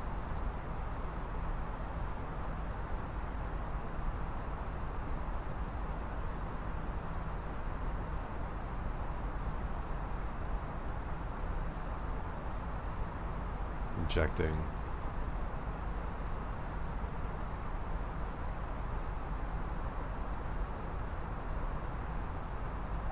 Completed.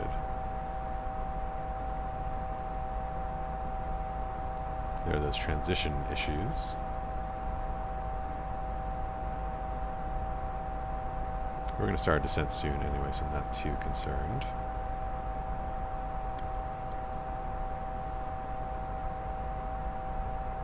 So the sim kind of catches up with the new weather data.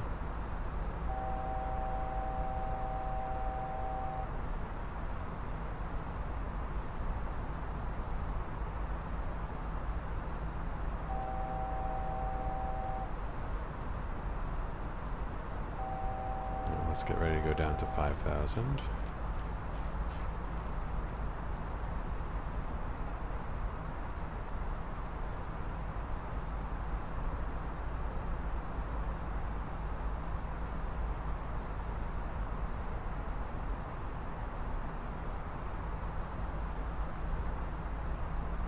And we'll start our descent. Call it now.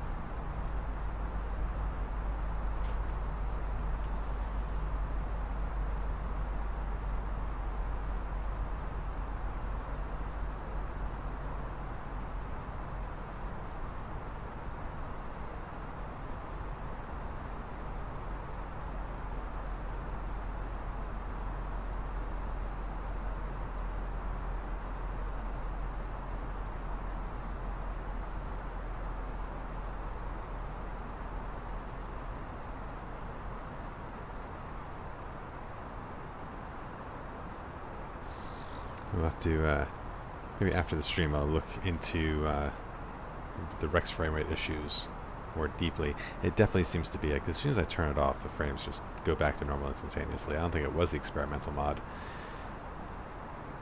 So maybe I'll go back to experimental mod once Microsoft confirms the weather issues are fixed.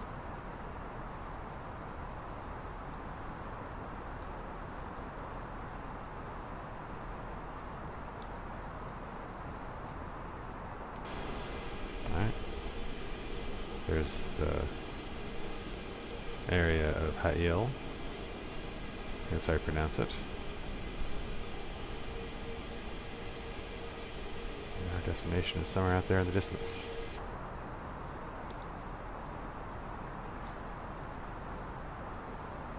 Just over 100 miles away.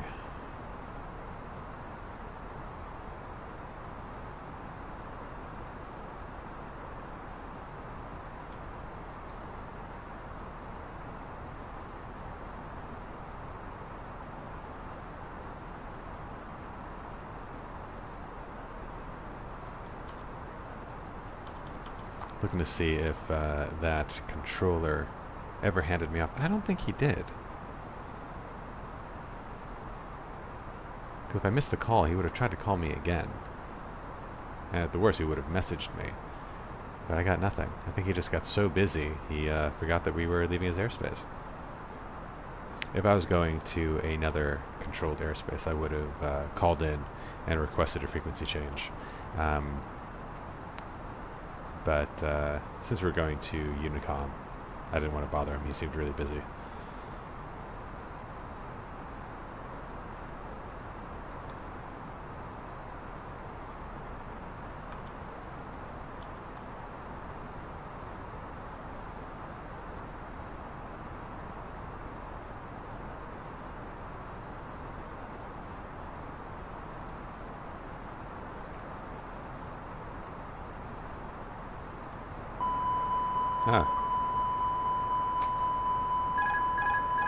What happened?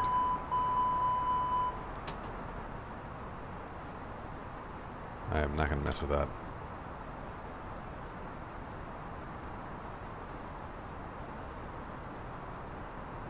Oof. Oh my god. All this because Microsoft has weather issues. Okay.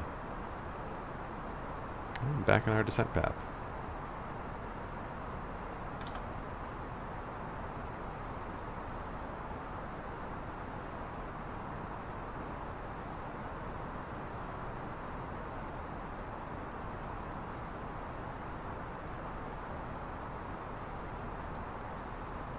I was just curious to see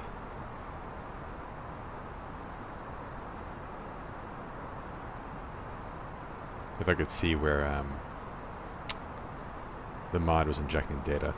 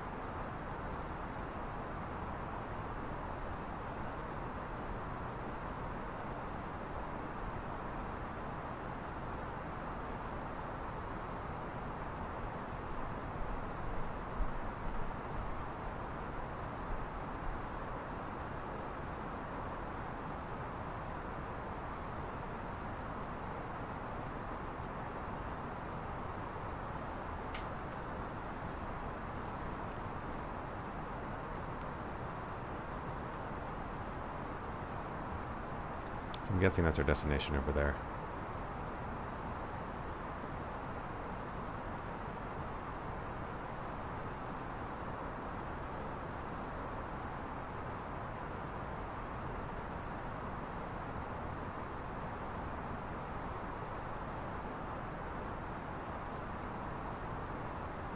Burning through a lot of fuel. I think we really struggled to climb.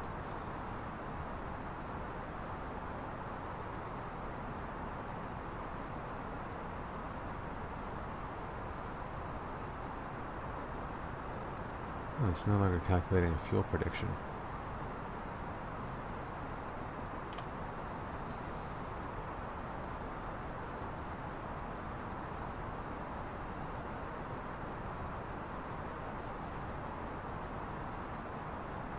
Maybe because we're at idle thrust.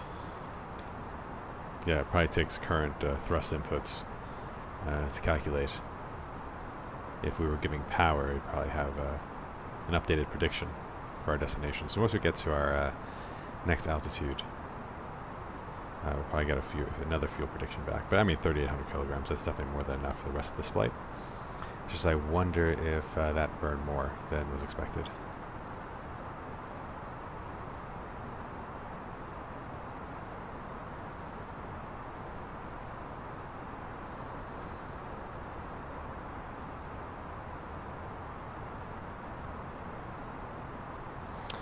So our transition level was... I mean, we're definitely cleared below the transition level, so let's go ahead and get QNH back, and we'll set the local QNH, which is 1018.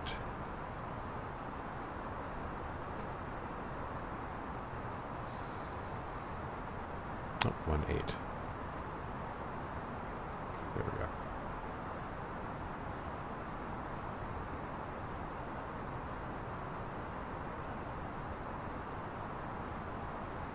Alright, 7.5 minutes till we should be at 5,000 feet. Does that jive? So in 5 minutes, yeah, 5 minutes, yeah, that should be enough to get us down. We'll also slow down a bit at 10,000 feet. Give us more room to descend. We're tracking this main highway here.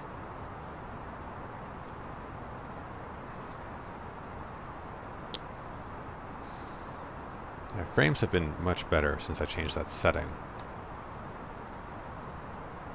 We haven't changed the source.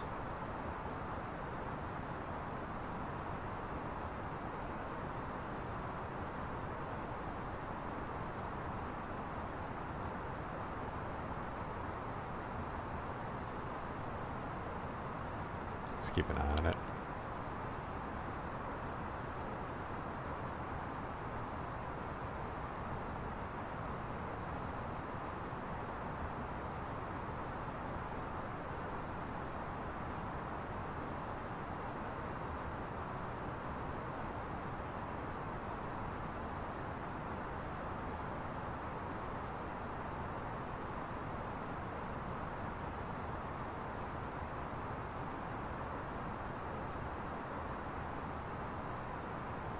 We're almost getting 60 frames per second right now. That's fantastic.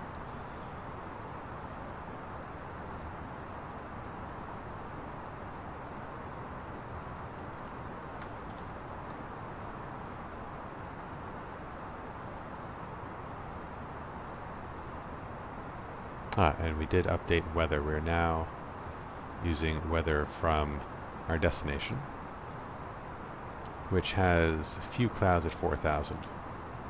Local QNH is now 1018. That's what we have. Still pretty light winds, good visibility.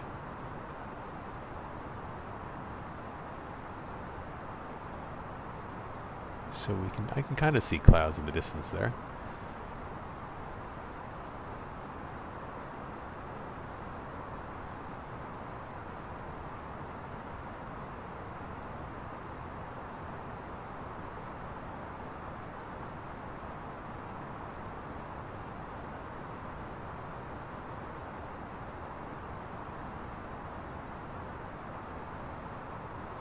Alright, 5 minutes, and our current descent rate will be at altitude before that waypoint, so we're looking good.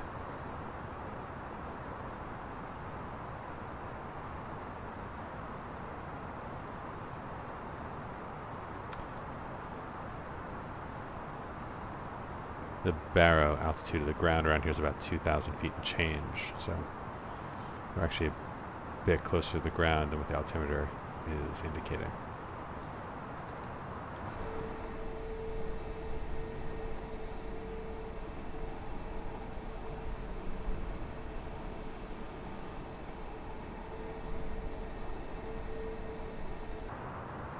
This definitely looks like a larger metro area that we're approaching.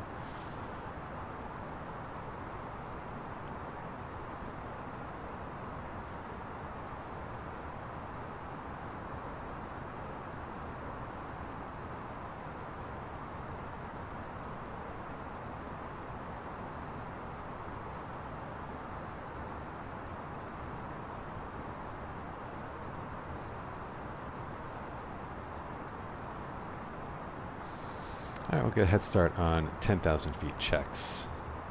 So, set this constraints. Landing system.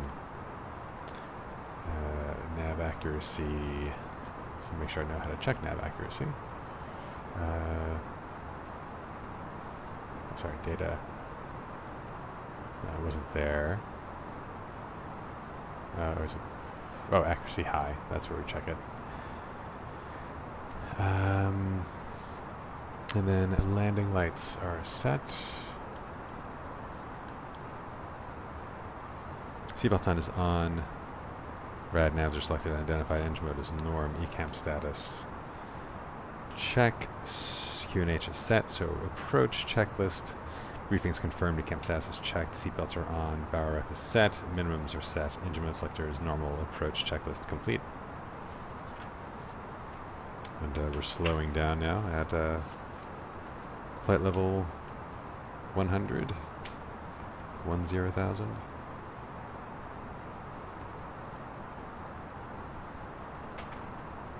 And then we'll continue our descent.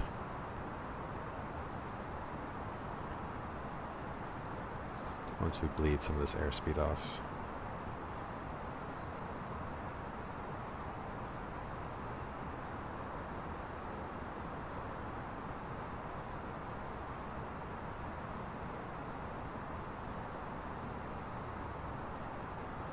down we go again.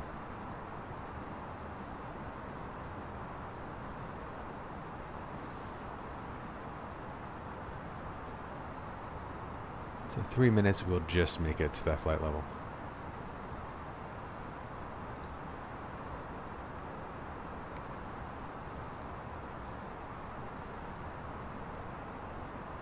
And looking here, we're going to hit our decel point right thereafter.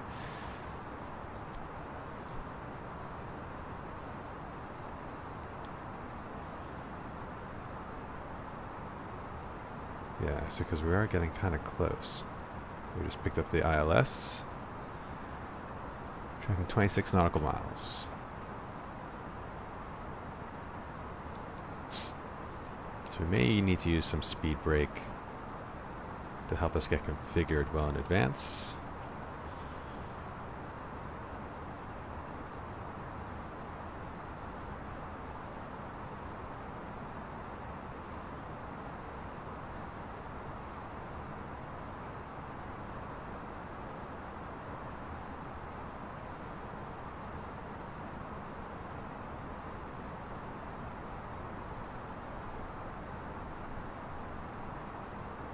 Oh, I wonder if that, I think that's our airport off to the right. There's an airport in sight.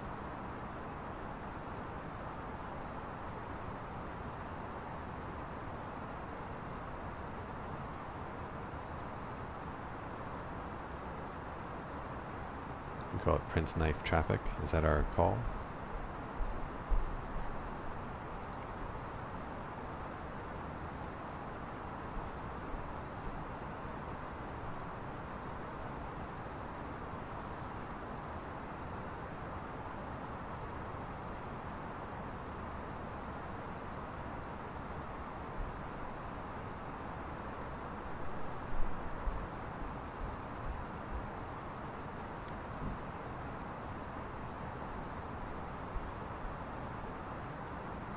Alright.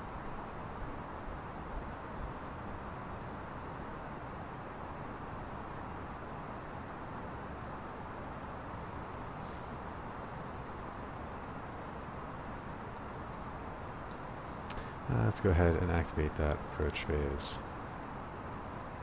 Start slowing down to green dot speed. And we'll start configuring for our approach.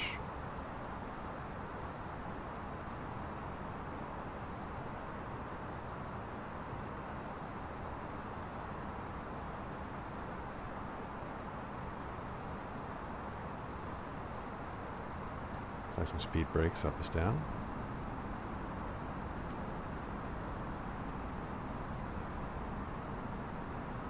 And set the new altitude for 4,000 for our glide slope intercept.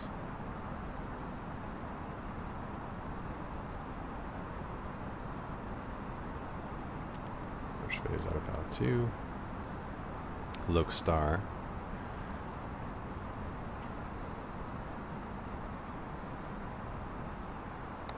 Alright. Speed check, flaps 1.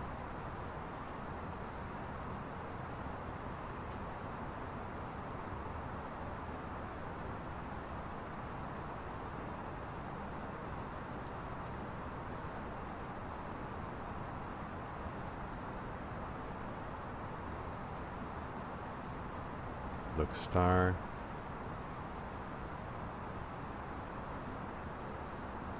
Loc. Bit of a crosswind right now. Speed check, flaps 2.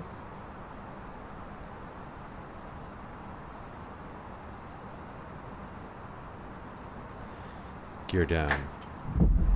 Spoilers armed.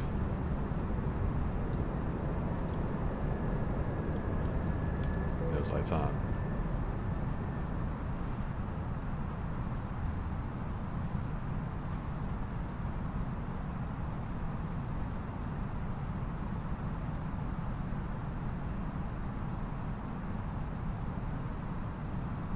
Glide slope established. Alright. Prince Nayef traffic, Emirates 9084 on a 9-mile final for runway 15. Flaps 3. And flaps full.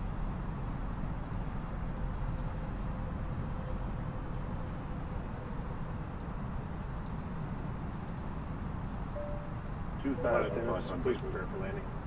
Radio altimeter is alive. Landing checklist, cabin crews advise, auto throttles on, auto brake as required.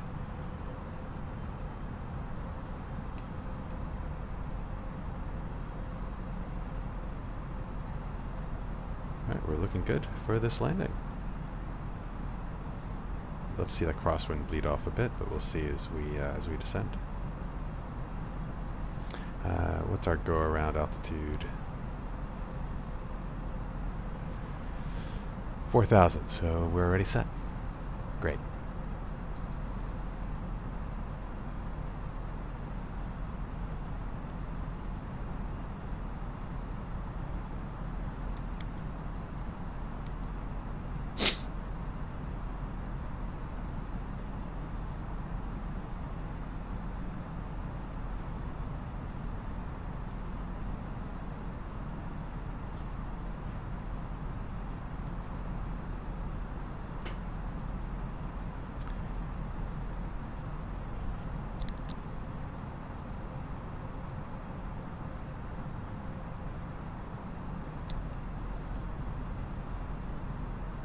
What?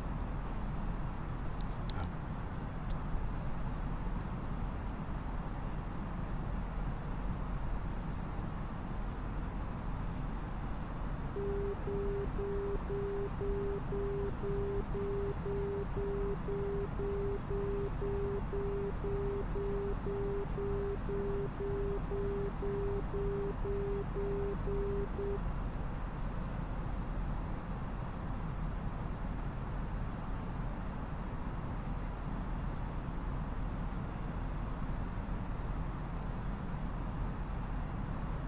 Still got some crosswind.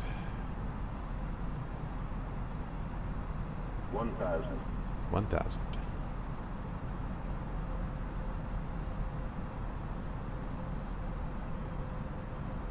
Oh, that wind just started bleeding off. Wow, look at that.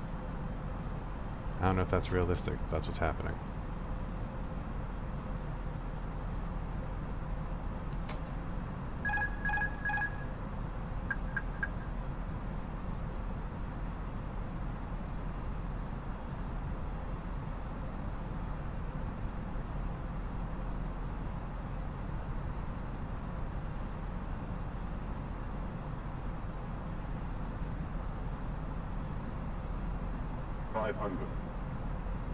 It's a different style pappy there. 400.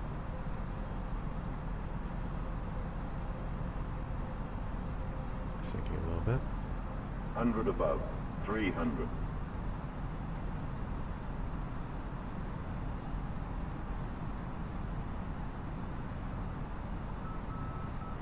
Minimum. Continue.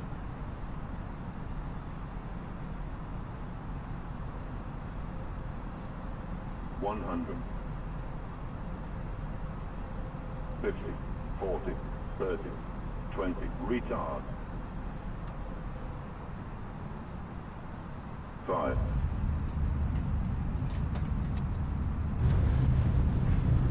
Decel.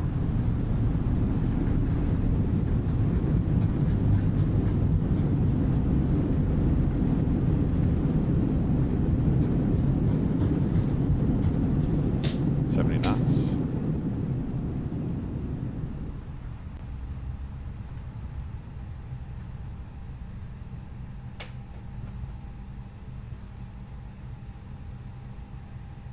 All right, we are down.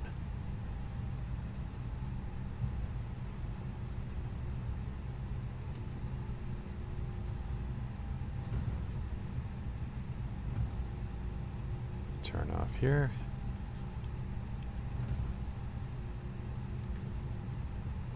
Terminals to our right.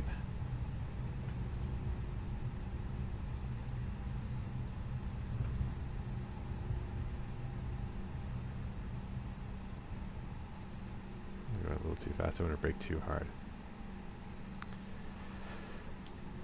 Chris Knife traffic, Emirates 984, clear of runway 15.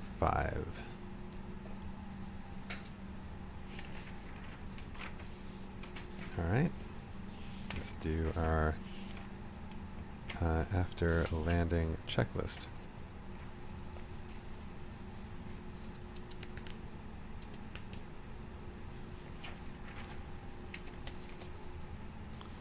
So ground spoilers disarmed, radar off, predicted weather system off.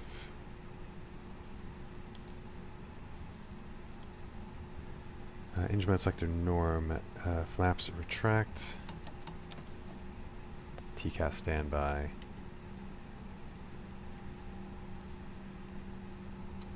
ATC is required, we're going to set that to standby as well. APU start. 1, 2, 3.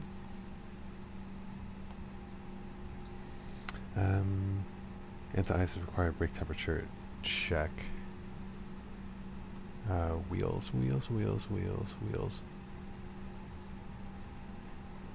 Yeah, temperature's fine.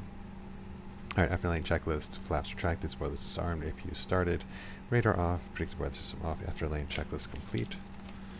And now it's parked. I'll also want to get these landing lights off.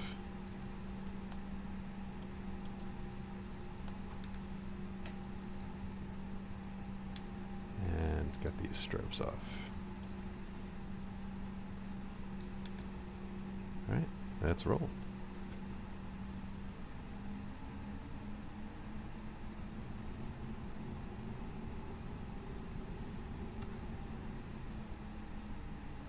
Clean this up as well.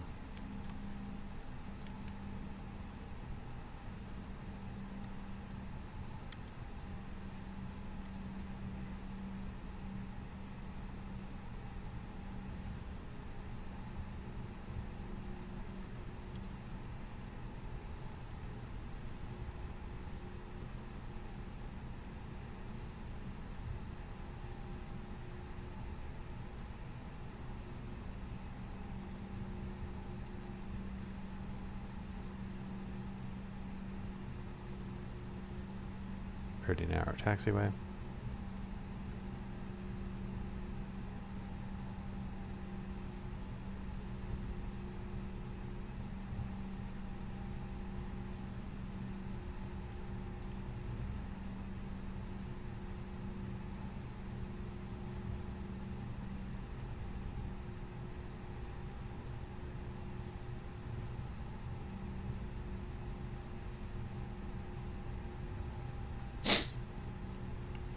Guess that really illuminated building is the airport. I'd really love Microsoft to work on their nighttime lighting for the procedurally generated airports, because it's very hit or miss.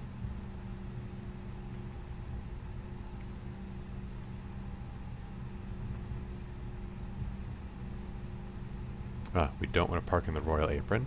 We are not royals. We'll find the control tower and we'll park there. Oh man. I bet you the well-lit building is the Royal Apron.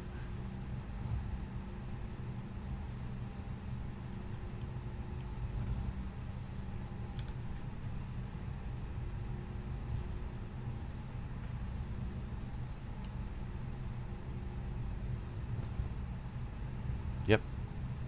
That has to be the Royal Apron.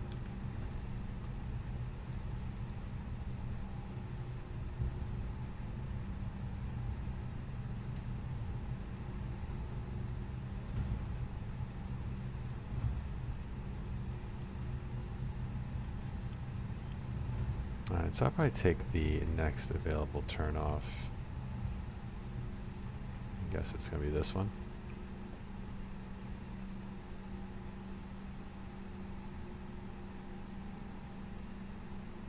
Yeah, let's just... Is this taking us to a parking? Oh, it just ends. So let's assume this is a parking. This is just a tiny airport. Yeah. This must be intended as a parking. So we'll go ahead and we'll stop here. Set our parking brake. APU is available, so we'll go ahead and shut down those engines. Seatbelt signs off.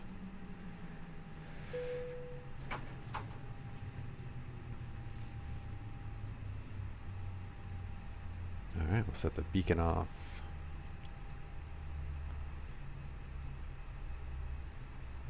Fuel pumps off. ATC on standby.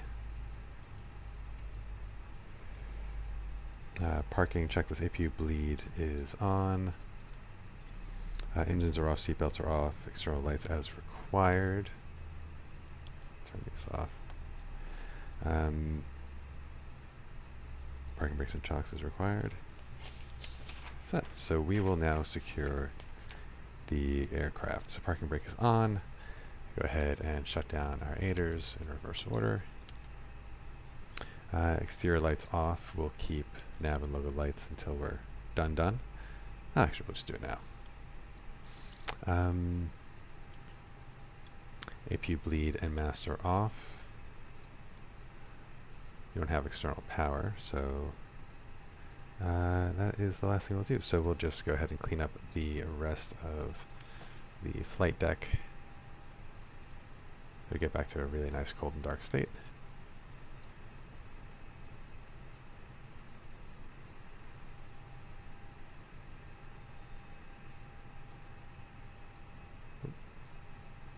Come on.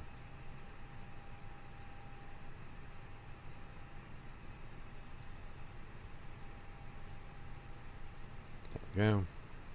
This floods off.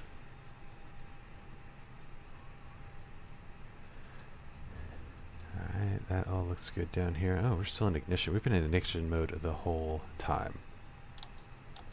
Because of those issues we had when we initially started. Okay, we'll go ahead and turn our radios off. And close these down too. Alright. Get to the overhead. We'll turn cruise supply off.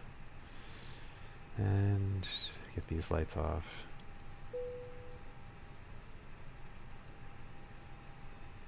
Everything is pretty much as we found it. So we'll go ahead and turn off the APU. Probably take a minute or two for it to fully shut down.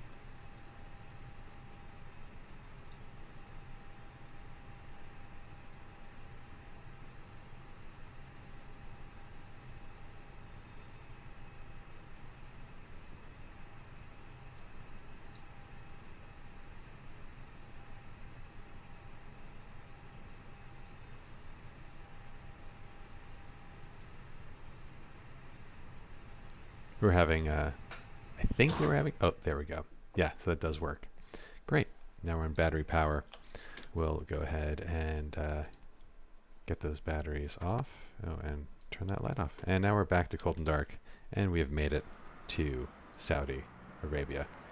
Thank you again for joining us on this flight today. It was a little bumpy to go, but we had some nice ATC coverage on our way out of Cairo, and got to play with the Rex a little bit more, and made it here to the middle of Saudi Arabia. Next we'll be heading to Dubai, and hope to see you guys next time.